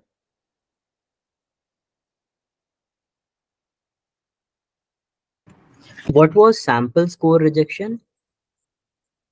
Sample score rejection was 5, I think it's 1667.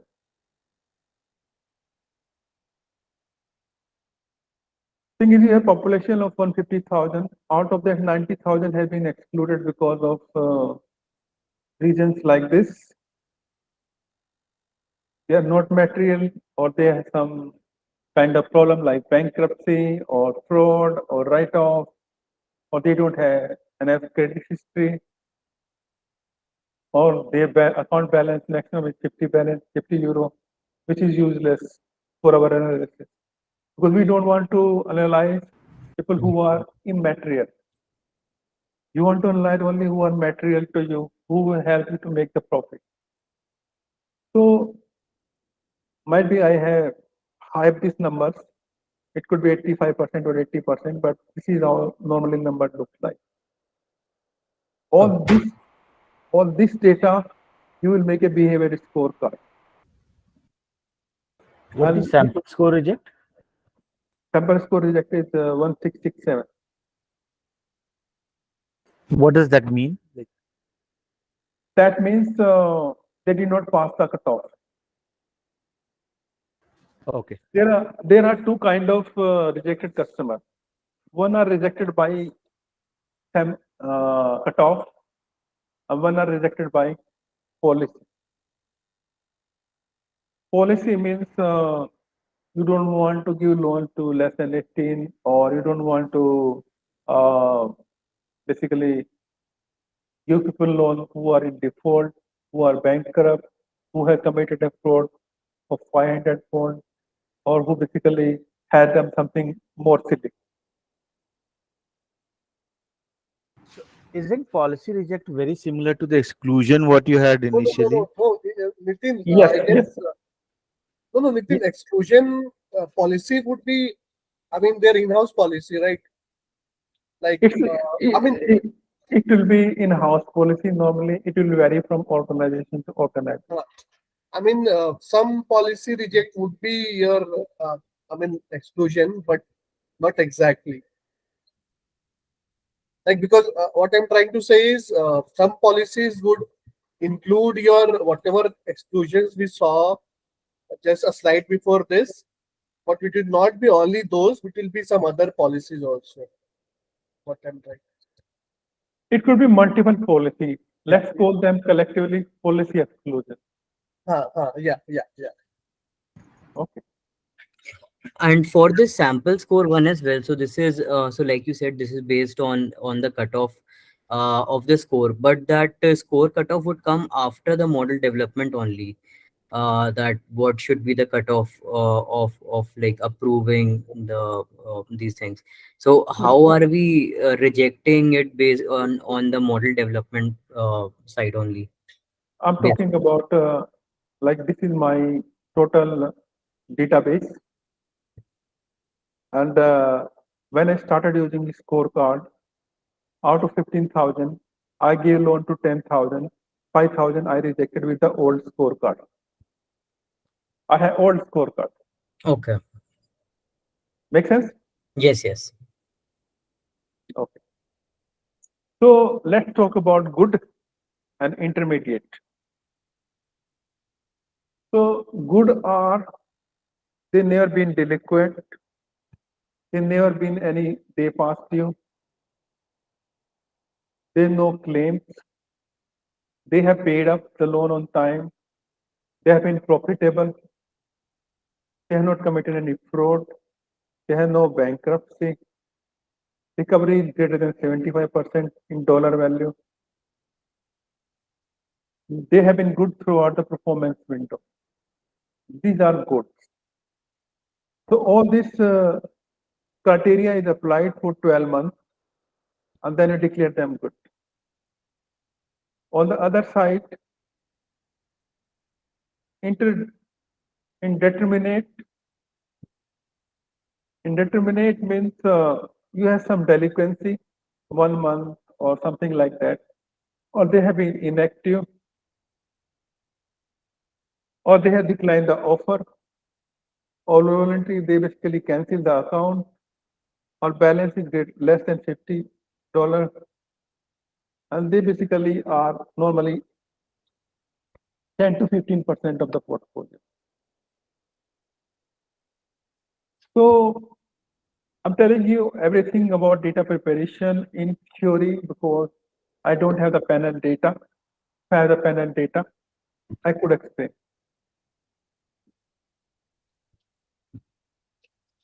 So let's talk about sampling. So you have two kind of sample when you make the model. One is in time sample, one is out of time sample.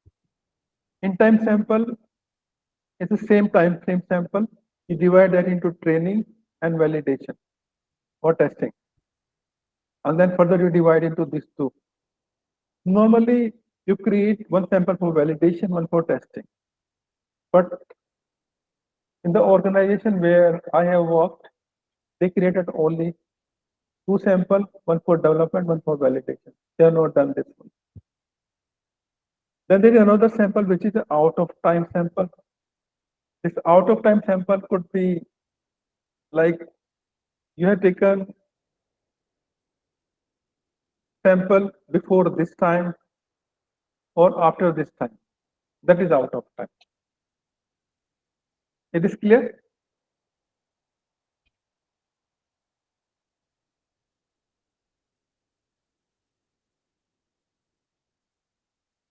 Nitin, can you explain that out of sample again? I mean, out of time sample. Out of time means before your observation window or after your performance window. Before observation window, you will take a step. sample and create that particular one, or after observation, performance window will create the sample. It could be in history or it could be in future.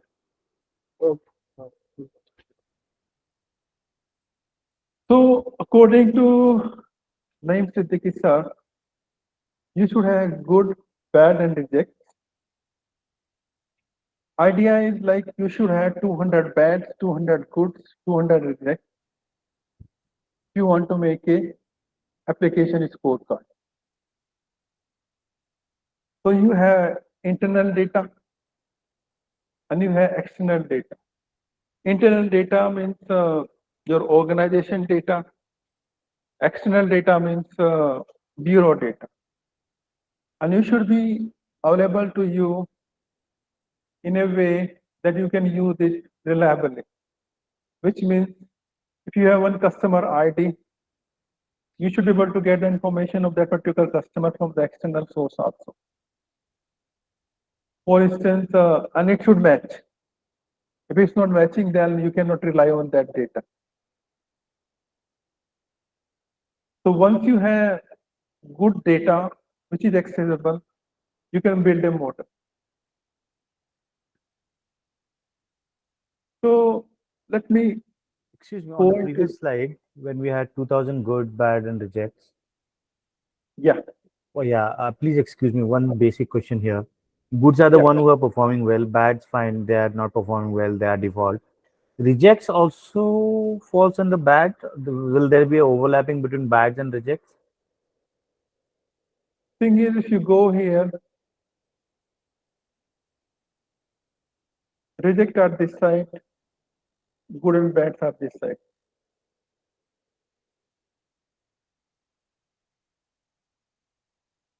Okay. Rejected means Okay. Duty policy. Okay. The applications are rejected. Okay. Got it. Thank you.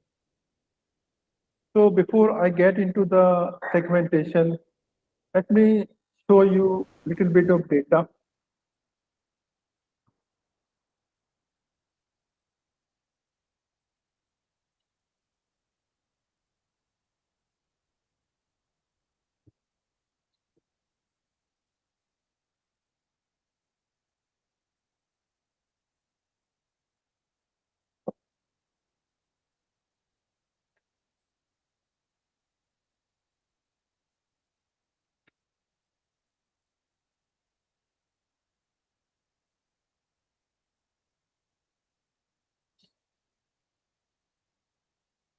So we'll be using Jupyter Notebook to analyze, do the initial analysis. This is the notebook which I had shared with you guys.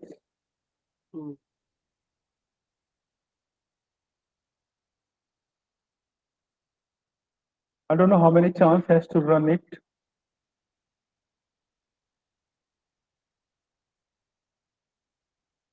We import all the libraries.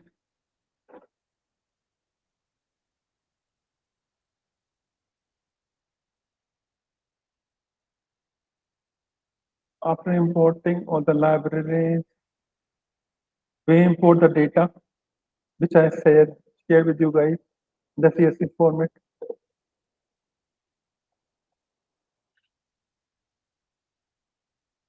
So data is loaded here in this particular data frame. And the data frame is the Panda data frame. You will see the data.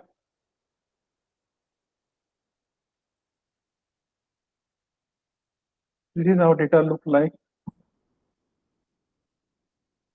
So we have vintage year, monthly installment, loan balance, bureau score, number of bankruptcy, time since bankrupt, number of CCJ, time CCJ. The rest of the data is hidden here.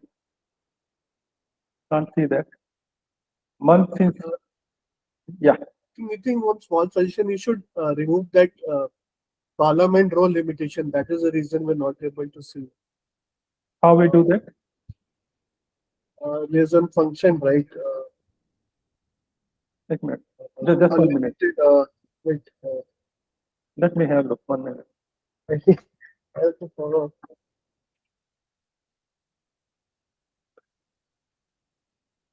Set option, we have no number of columns. PD dot set option. Okay, let me do it. Okay, let me check. 1 minute. Just 1 minute. Come again. PD dot. I'm also looking it up. Just give me a second. Or else we can continue. I'll message in the chat box. Sure. Okay. Good. So this is the data. Normally you should be able to see. Then we say describe data.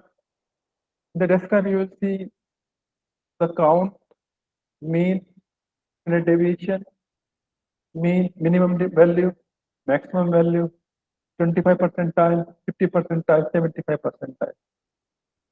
This is how data look like. Okay. Let me run this one also. And then there is a function called info. Info will show you how many observations are here and what is the data type, whether there is a null value here, how many no null value are there. For instance, this has 25906 count, there 254073 count. There are some missing values here, right? If anybody is not clear, please ask, because we will not go back. And Sir, then, I have shared the code. Sir, I've sorry, shared the code which can I've shared the code which can show all the columns in the chat window. okay, 1 minute. Let me have a look.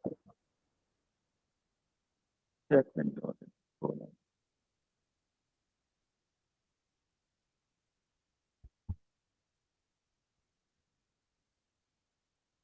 Yep.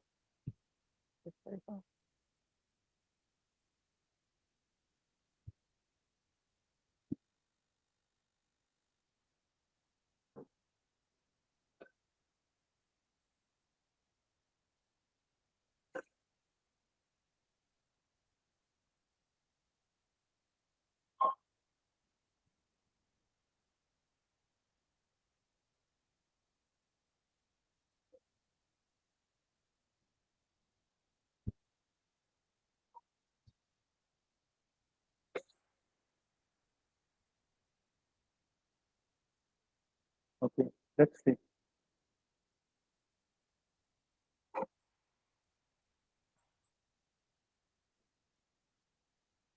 So you can see everything here now. Thanks to Kanika. So you have a minimum one since background, then you have flag, you have region, you have loan to value, career month, origin date, maturity date, repayment type, rear status, rear segment. So when you work with the data, normally what you want is data dictionary. Data dictionary tells you meaning of each column. So you have look here, remaining maturity, long-term life status, repaid status, month, year event, bankruptcy event, from expiry event, worst year status, maximum year 12 months. What is live status, Nitin? Well, live status means I think whether loan is current or not. Acha. If loan is current, then I think you don't want to do anything with that loan. And then your recent arrears date. This gives lot of information to you, but it has lot of missing values. So normally when you work with the data, you want to exclude the date variable until unless you can extract something out of it. Then your balance, maximum arrears 6 months. So everything is visible. Anybody is not clear about any variable, please ask. If I can explain, I will explain.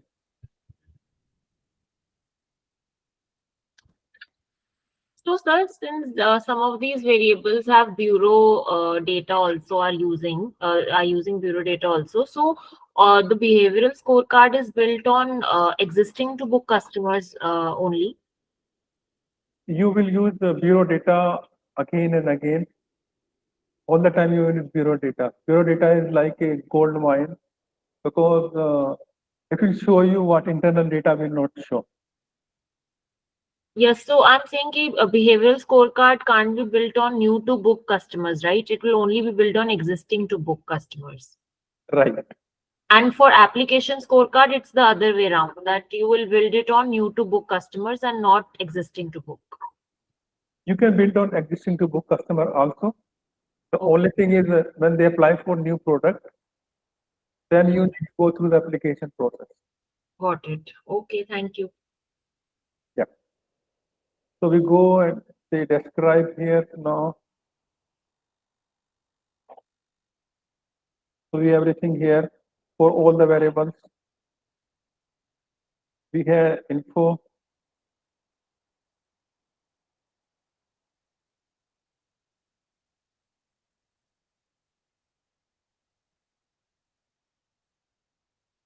So in the info, you will see data type of the each variable.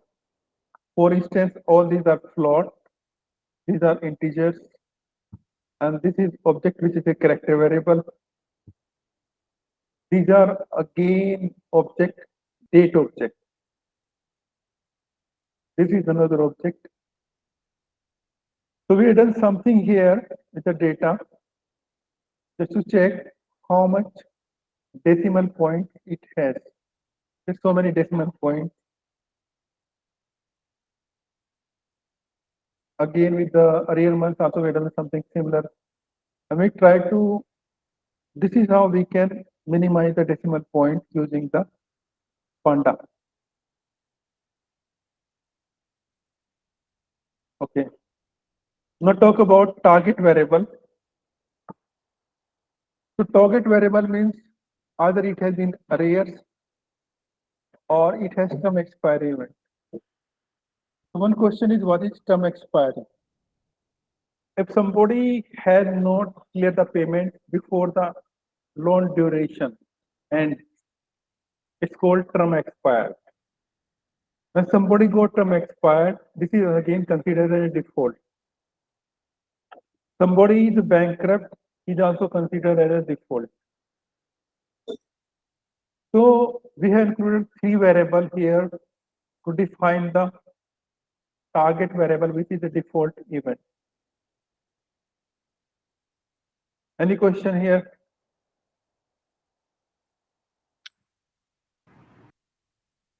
What is this arrears event? If that account is having arrears at any time period, then it would be also considered as a default. I think arrear event here means by 90-day past due. Okay.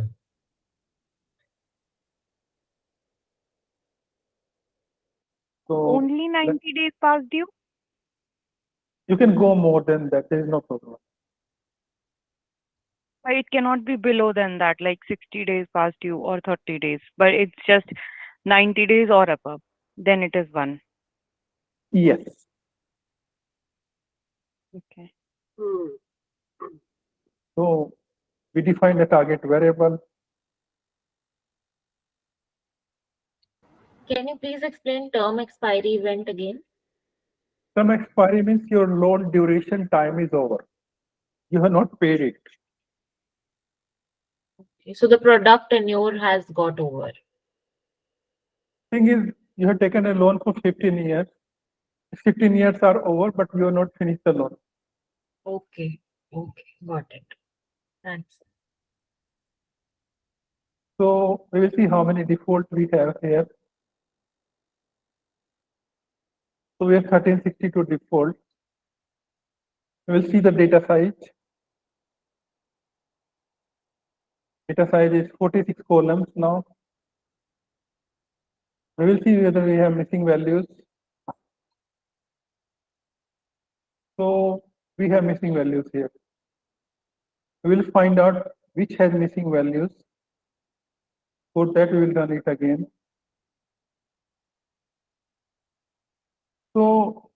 These variables has a missing value. This also has a missing value. This also has a missing value. So if you run it, move to the next one. So what I had done is, I don't have rejected data. So what I did is fake reject, which means out of my sample, I'm taking 20% data, which I'm assuming rejected data. And I'm removing the event from it. And I'm creating a rejected sample, which is called DF2 rejected.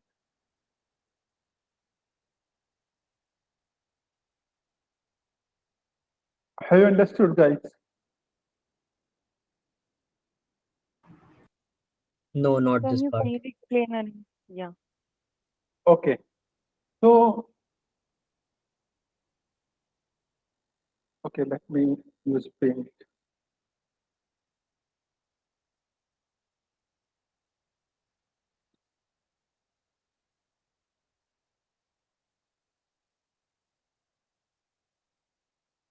I have this data. I'm dividing it into two parts. One is my normal data. One is my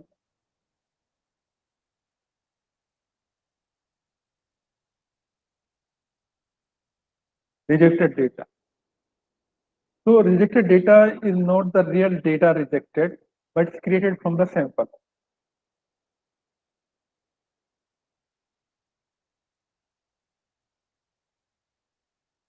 For instance, we go back here, we look at this here. This is my data. I'm splitting into 20% I'm taking out of it. After splitting into 20% will go here, 80% will go here.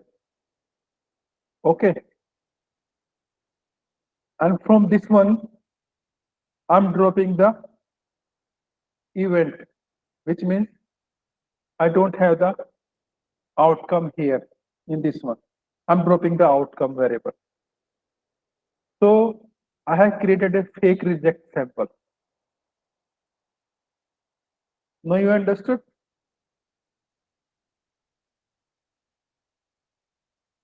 Yes, Yes. yes, clear now. Okay, good. So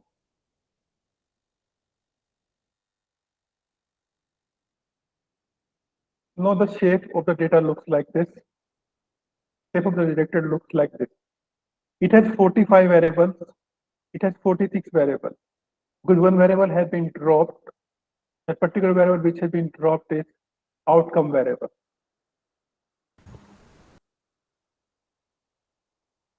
And then we start working with this particular data DF1, which we got here. Like this is our known good sample, and this is our rejected sample. So we divide this into two parts again, making it 70-30 sample. Once we divide into two parts, DF3, DF4, look at the shape of DF3. It has this many lines, these many variables. Look at the DF4. DF4 will have. Then you can press Control Enter also to execute it. I feel more comfortable with mouse. Yeah, well, the bar you do not need to like do that. So No, 1 minute. 1 minute. New scorecard underscore behavioral version 3.0. Last checkpoint, yesterday. File. Sorry. I want to increase the size of it.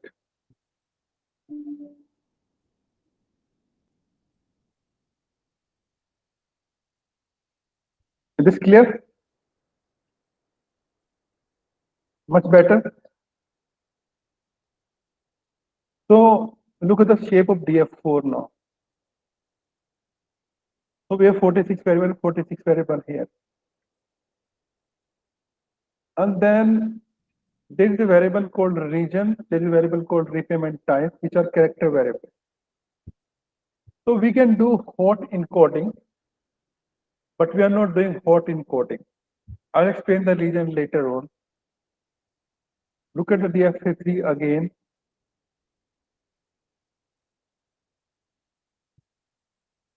Again, check the missing values.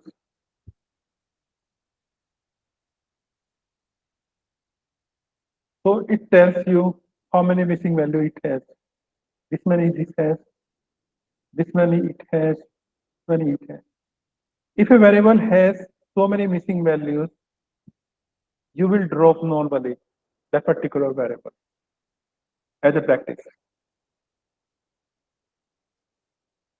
So I'll show you, we are trying to do something with the region here. With the region, we're trying to replace the region value with the event average. Event average means default event.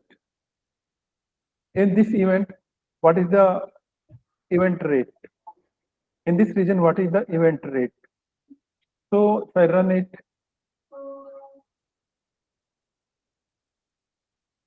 so this particular region, this particular event, percentage is there. And when you say do this particular thing, replace region with event average, at that point of time, these values will be replaced by the percentage of the event in that particular region. So this is a kind of transformation you can do.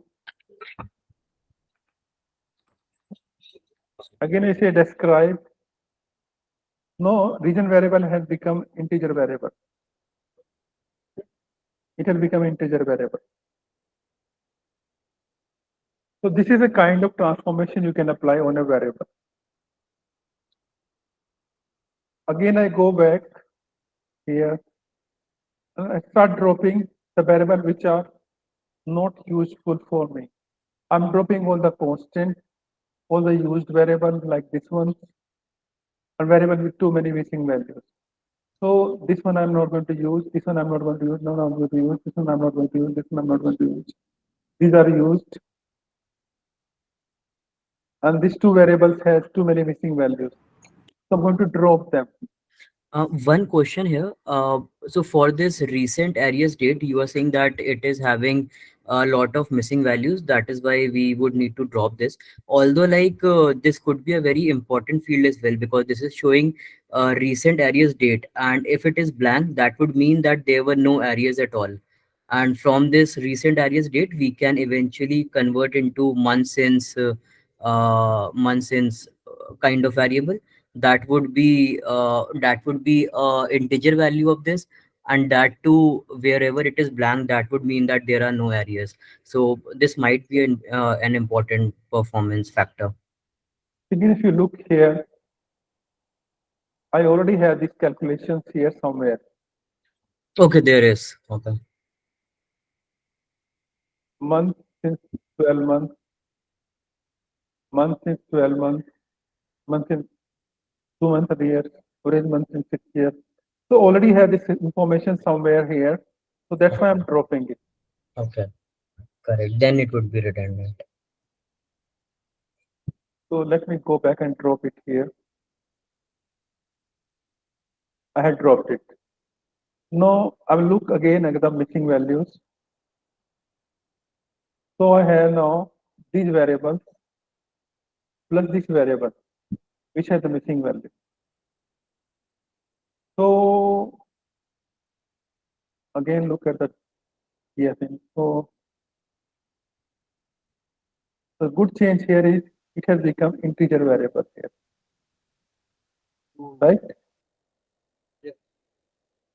So after this, I will do missing value treatment for the training data.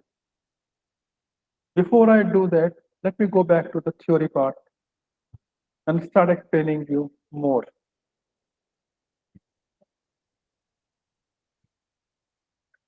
So when you do the scorecard, you might have segments, and these segments have different behavior, different default rate, different kind of spending habits, different kind of things. So one scorecard cannot work effectively for the all population in the portfolio. So normally population is heterogeneous population, which means it has 3, 4 segment or 2 segment or 5 segments, and they are different behavior. So when you do the segmentation, you will create homogeneous group of the population. So to create the segmentation, either you can do it based on the experience or you can do it based on the statistics, like decision tree, TMAs.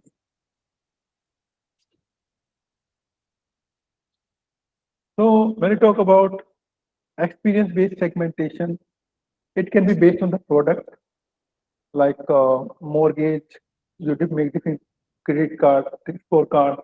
For credit card, you make different scorecard. For loan, you make different scorecard. Or it could be based on the loan type. Like for all the secure portfolio, you make one scorecard. For unsecured, you make another scorecard.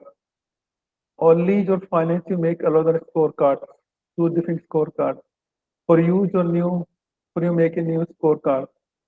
For different brand, you make different scorecard. Or based on the different loyalty program type, you make a scorecard. Or demographics like age or gender or region. Based on the region, you can make a scorecard.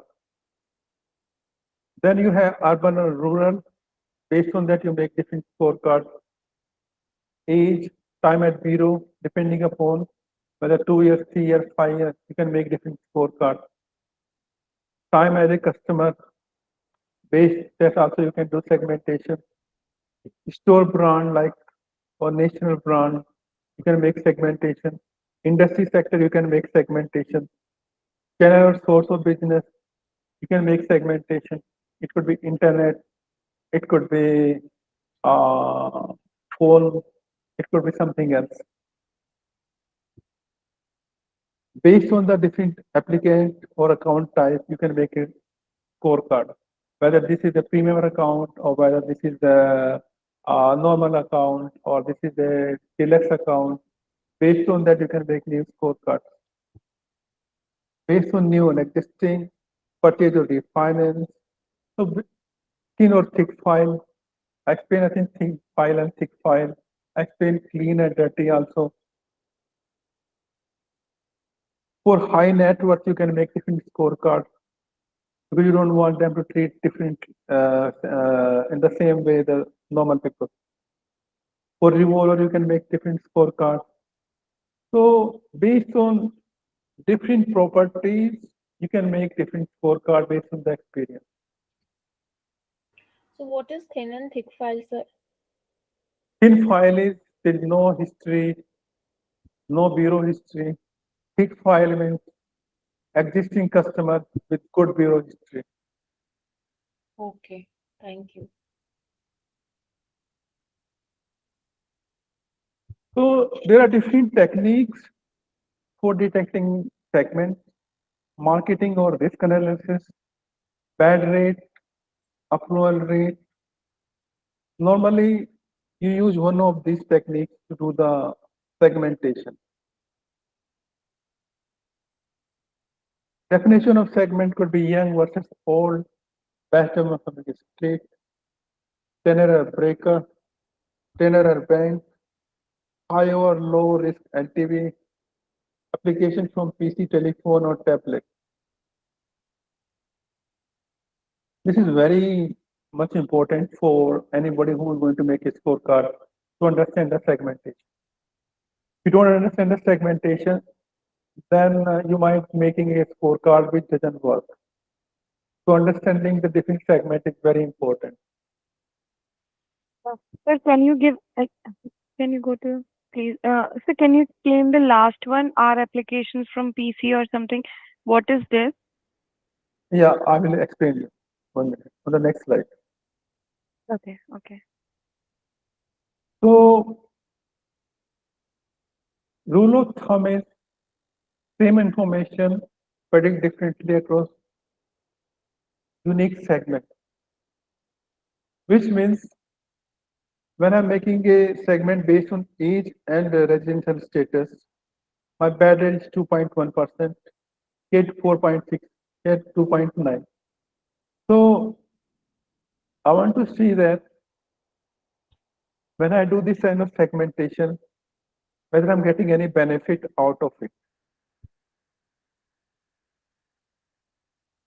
Another example of segmentation is traders and then age. Then you have age-based segmentation between bad rate, source of business like internet, branch, broker, phone. So when you do application from the internet base or from the branch base or from the broker base, the phone base. So these are different sort of business and bad rate between them will differ. For instance, internet banking, internet business is very risky. Based on the phone is also very risky because bad rate is very high. First time buyer is risky. Renewal is less risky. Now you can ask questions because you should understand this thoroughly.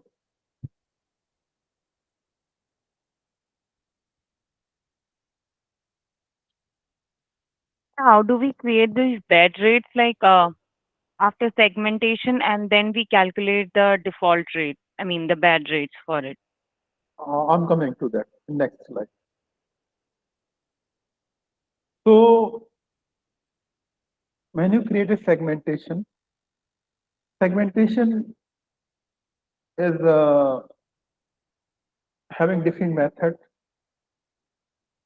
You want to see the improvement in lift, KS, Gini, AUC, precision, and you want to see the improvement in approval rate and bad rate. For instance, here, when you do segmentation based on the age, this much improvement is coming on the AUC. When you do segmentation here, you manage to improve the approval rate by this percentage.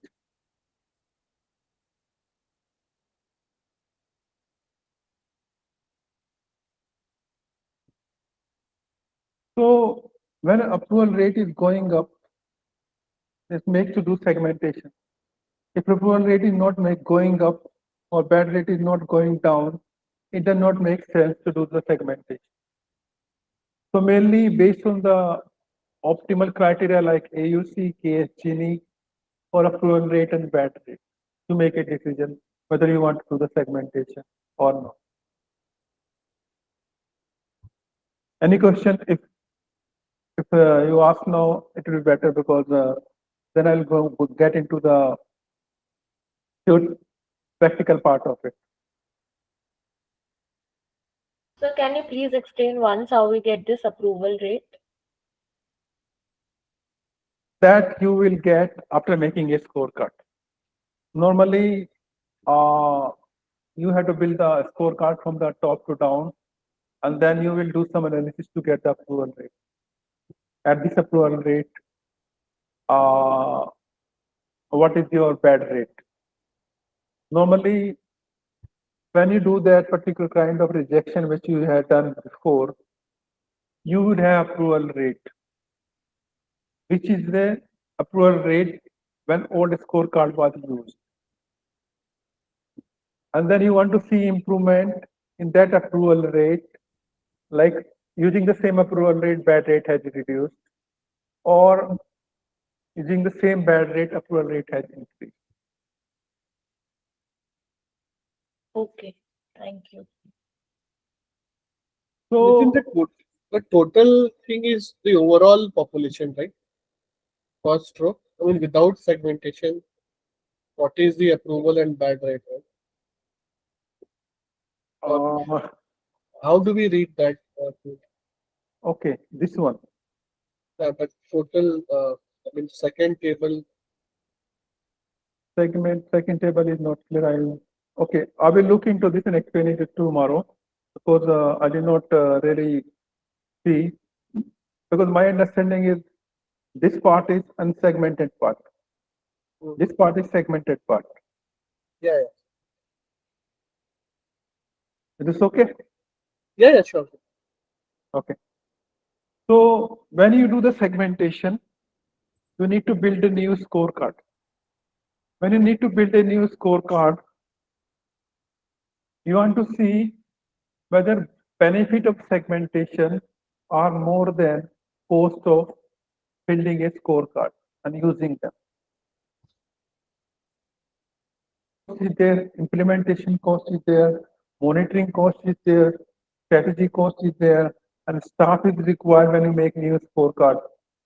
So you want to see that operational cost of building a new scorecard is less than benefit of using a new scorecard.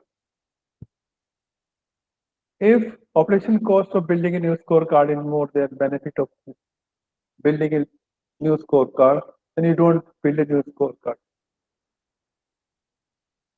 Does that make sense?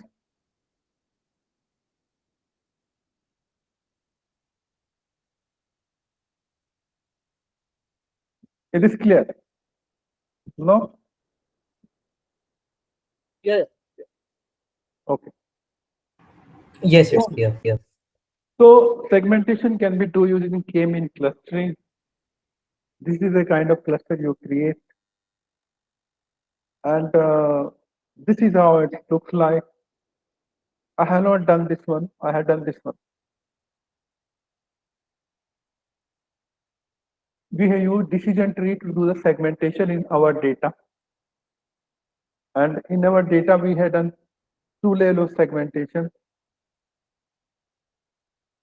So first segment point is 0.216, 0.216.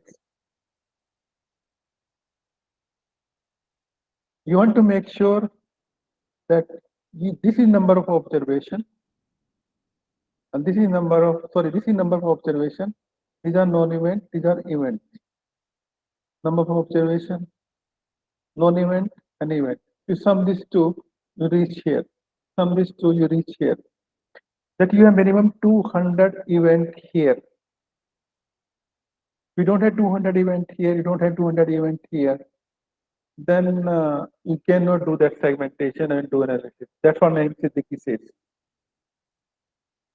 So when you go down to this level, you have 115 events. When you have 115 events, you cannot make a model here. So you will stop here. When you see the number of events here, 150, you will stop here. You will go on to this 2 level. So your segmentation will be limited to this, and these are not something which you can use. So there are different way of optimizing the decision tree for segmentation. One is anatropy, one is information gain, one is something else. So we have used anatropy. Anatropy is indication of impurity. You want to create a homogeneous segment. So when homogeneous segments are created, anatropy will go down. So if you look here, our segmentation is happening at this point 2.16. So 2.16, we are doing the segmentation here. We will make 2 scorecards. One is this, one is this. But we will not go through the process. We will use the row variable to create the scorecard and see whether AUC is going up or AUC is going down. Is that clear? Is this okay? Okay. So let's go here. Does everybody know what is missing value treatment? Yeah. Okay. So we'll do the missing value treatment here. After doing missing value treatment, we will see the data again. So all the rows, all the variable have this many rows. There is no missing value. Same thing we do with the validation data.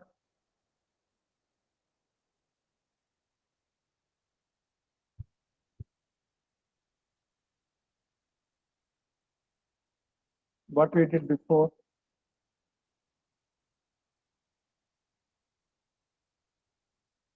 And we see the validation data. This has missing rows. These also have missing rows. We do the missing value treatment here. We still have one object type as well. Which one? This is showing object one. Yes, Repayment this type, repayment repayment type. type. Yeah, we will drop this one to make the Okay. scorecard. To make the model, at the moment we will drop it, but we will consider it during the WOE analysis. Okay. So let's do. No, we don't have missing monthly. There's a missing treatment. So let me explain everything, then I'll let me go here because I had done the missing value treatment, but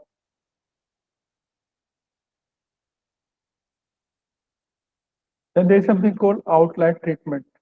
Let me go back here, explain it first.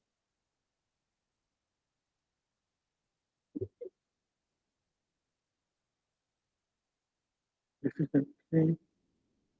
So there are missing value in the data, just like we saw, and missing value could be missing by random, or it could be missing for a purpose.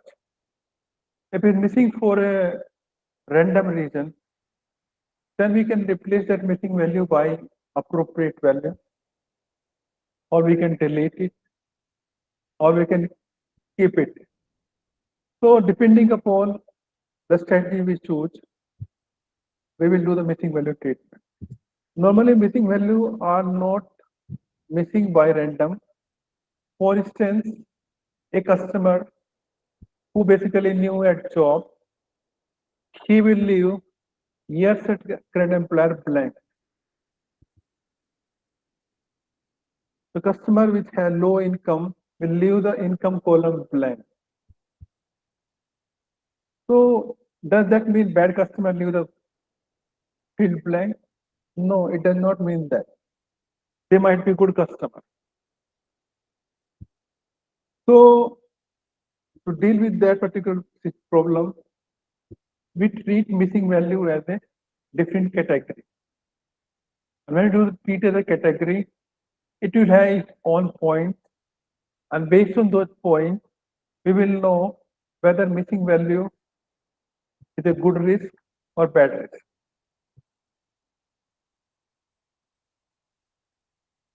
So when you do the missing value treatment, considering them by random, either you exclude that particular variable. Second, you strategy you keep that missing value treatment, treat them as a separate category. Third is you replace with a known value. For instance, for continuous variable like valence variable, you replace it by mean. For continuous variable, otherwise, you replace by median.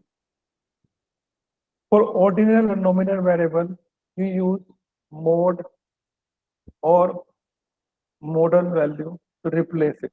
For instance, gender, if you have missing value for the gender, you replace it by mode. So if you do the missing value treatment by some values on the development data, so you need to ensure that you apply the same missing value on the validation data. For example, we go back here.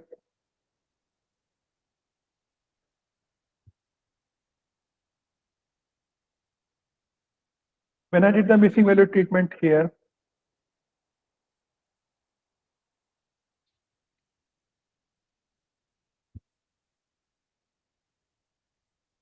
I have saved this value here.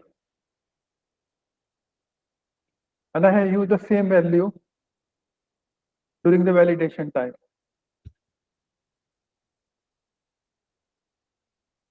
You see here, same value has been used here for the missing value treatment for the validation sample.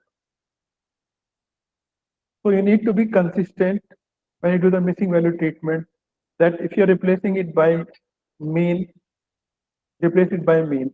Replacing by the median, replace it by median. So ensure that your missing value treatment is consistent between development sample, validation sample, and rejected sample. So you can do missing treatment also using k nearest neighbor or linear regression. With the linear regression, you can always do by correlating two variables and see with respect to that variable how it's behaving. This is the code which you just saw.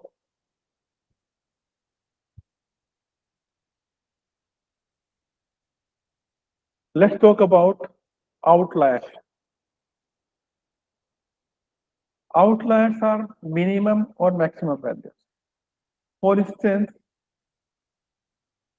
here for the income, most of the people have income in this range, but he has so much income.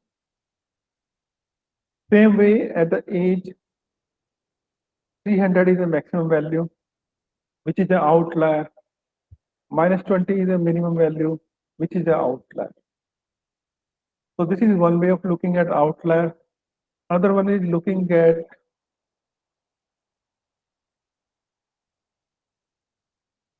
histogram. For instance, these are outliers. These are also outliers. Extreme end of the histogram are outliers. And then, anybody have any question on the outlier? No, I'm good. Okay. I have one question on the missing value treatment. So like we discussed in previous few slides that there are three outcomes basically, like a good, a bad, and intermediate. And since now we are imputing all of those missing values with different categories here. So how would we term the intermediates now?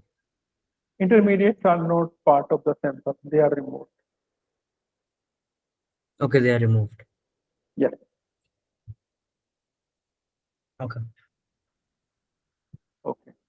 So this is a statistical technique called Z-score technique. In Z-score, you calculate the mean of the sample and standard deviation of the sample. And then you calculate the Z-score. Where Z-score is greater than 3, that you consider as an outlier.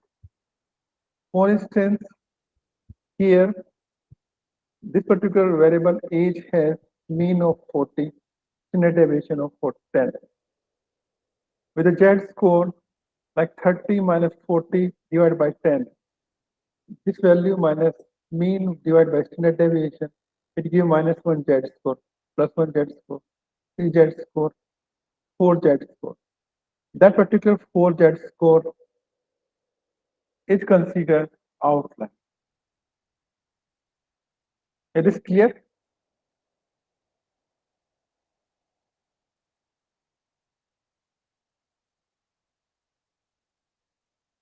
This is very important if you are using going to work in this field. Then we have something called box plot. Box plot means you plot a variable like this. This is median. This is 25 percentile. This is 75 percentile. This is minimum value. This is maximum values are here. There are 3 outliers. So if maximum values are outliers, you try to limit it to some value like this.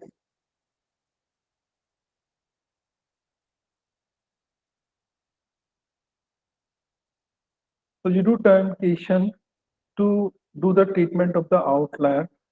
So there are 3 techniques, one based on the Z-score, one is interquartile range, one is percentile. So truncation is also called Winsorizing. For instance, you will look at 90 percentile of this particular variable and you will try to limit it here. limit this value to that particular value.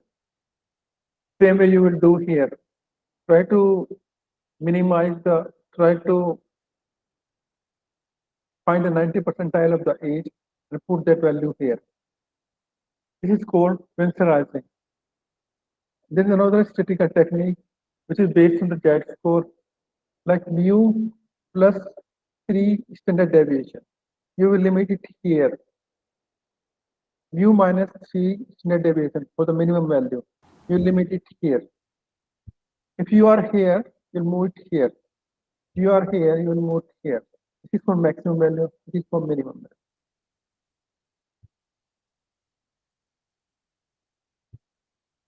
Anybody, any question?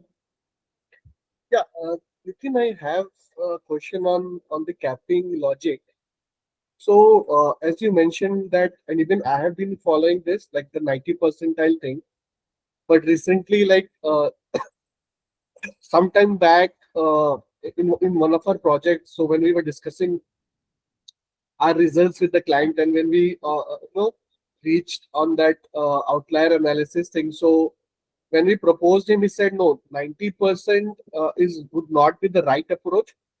99% would be, because I mean there's a like the probability of information leak or bias would be still, I mean, just 1% in 99%. And if you impute or cap the direct, I mean the top 10 percentile decide, I mean the 10% of that 90%, I mean it would not be logical. So the logical thing would be 99%, because you have that leeway of 1%, it's still fine. But if you like cap with the using the 90th percentile thing, then you still have that gap of 10% of population. So I mean, I'm just asking, so what according to you should be the logic, or it depends on case to case or client to client? Or normally, if you do doing percentile capping, you will start with 1, 99, 5, 95, 10, 90. But yeah, you have option. But with the Python, it's very simple. I'll show you. You can do this also, or you can do this also. we cannot see that Python. I'll show you Python code. So you can do interquartile range. You can do this one, and I'll take you to the code now. 1 minute. So, but according to you, what should be the, I mean, the optimal approach? I'm just asking. So, should we Optimal cap at 98th percentile, or should we cap at 99th percentile? Thing is, I will cap it somewhere way I had done it 199 or 595. Achha. But again, it depends on data to data and client to client and business to business. Thing is, you keep your logic dynamic. Okay. For instance, when I wanted to cap, okay, I'm coming to the capping here. I have put 1 here, 1 minus low here. So when I do the capping, I pass this low variable here and high variable here. So if I want to change it to 0.05, it will become 599, 95. If you change 1, it will become 199. So keep your logic very dynamic. Okay. So let's do missing outlet treatment now on this one. So I have written this logic here just to explain that if you want to use this limit, you can use this limit also. But code will be slightly huge.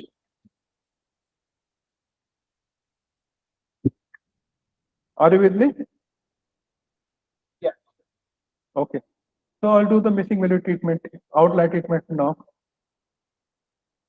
So what I had done is, I have plotted diagram before outlier treatment and after outlier treatment. So look at this.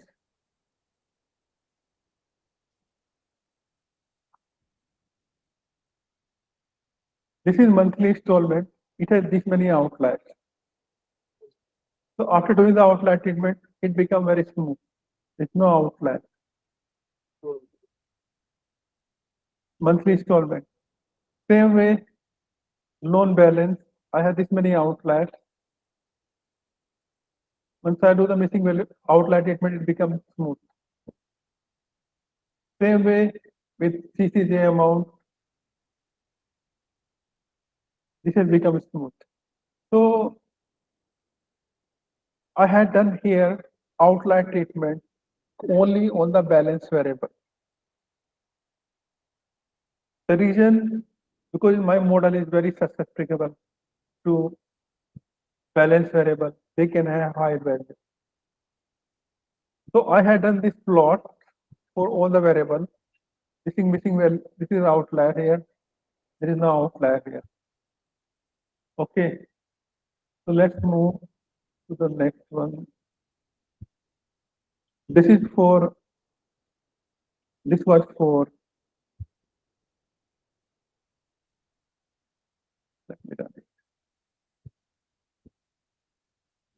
So have you also used a Z score here in outlier treatment in this code? Not this code. Thing is, the logic which I have used is percentile capping, 10% and 90%. You can change the same code and expand it. See, you see that value is greater than this high. This is for validation. Then replace by this high value. When you see this value is less than this particular low, replace by this low. Otherwise, keep it as it is. Very simple logic. You can expand this logic to use Z score also if you want to, but I have not done Z score thing yet. So guys, I think you will take 1 hour break now. We will resume at 1:30 UK time or 6 o'clock Indian time.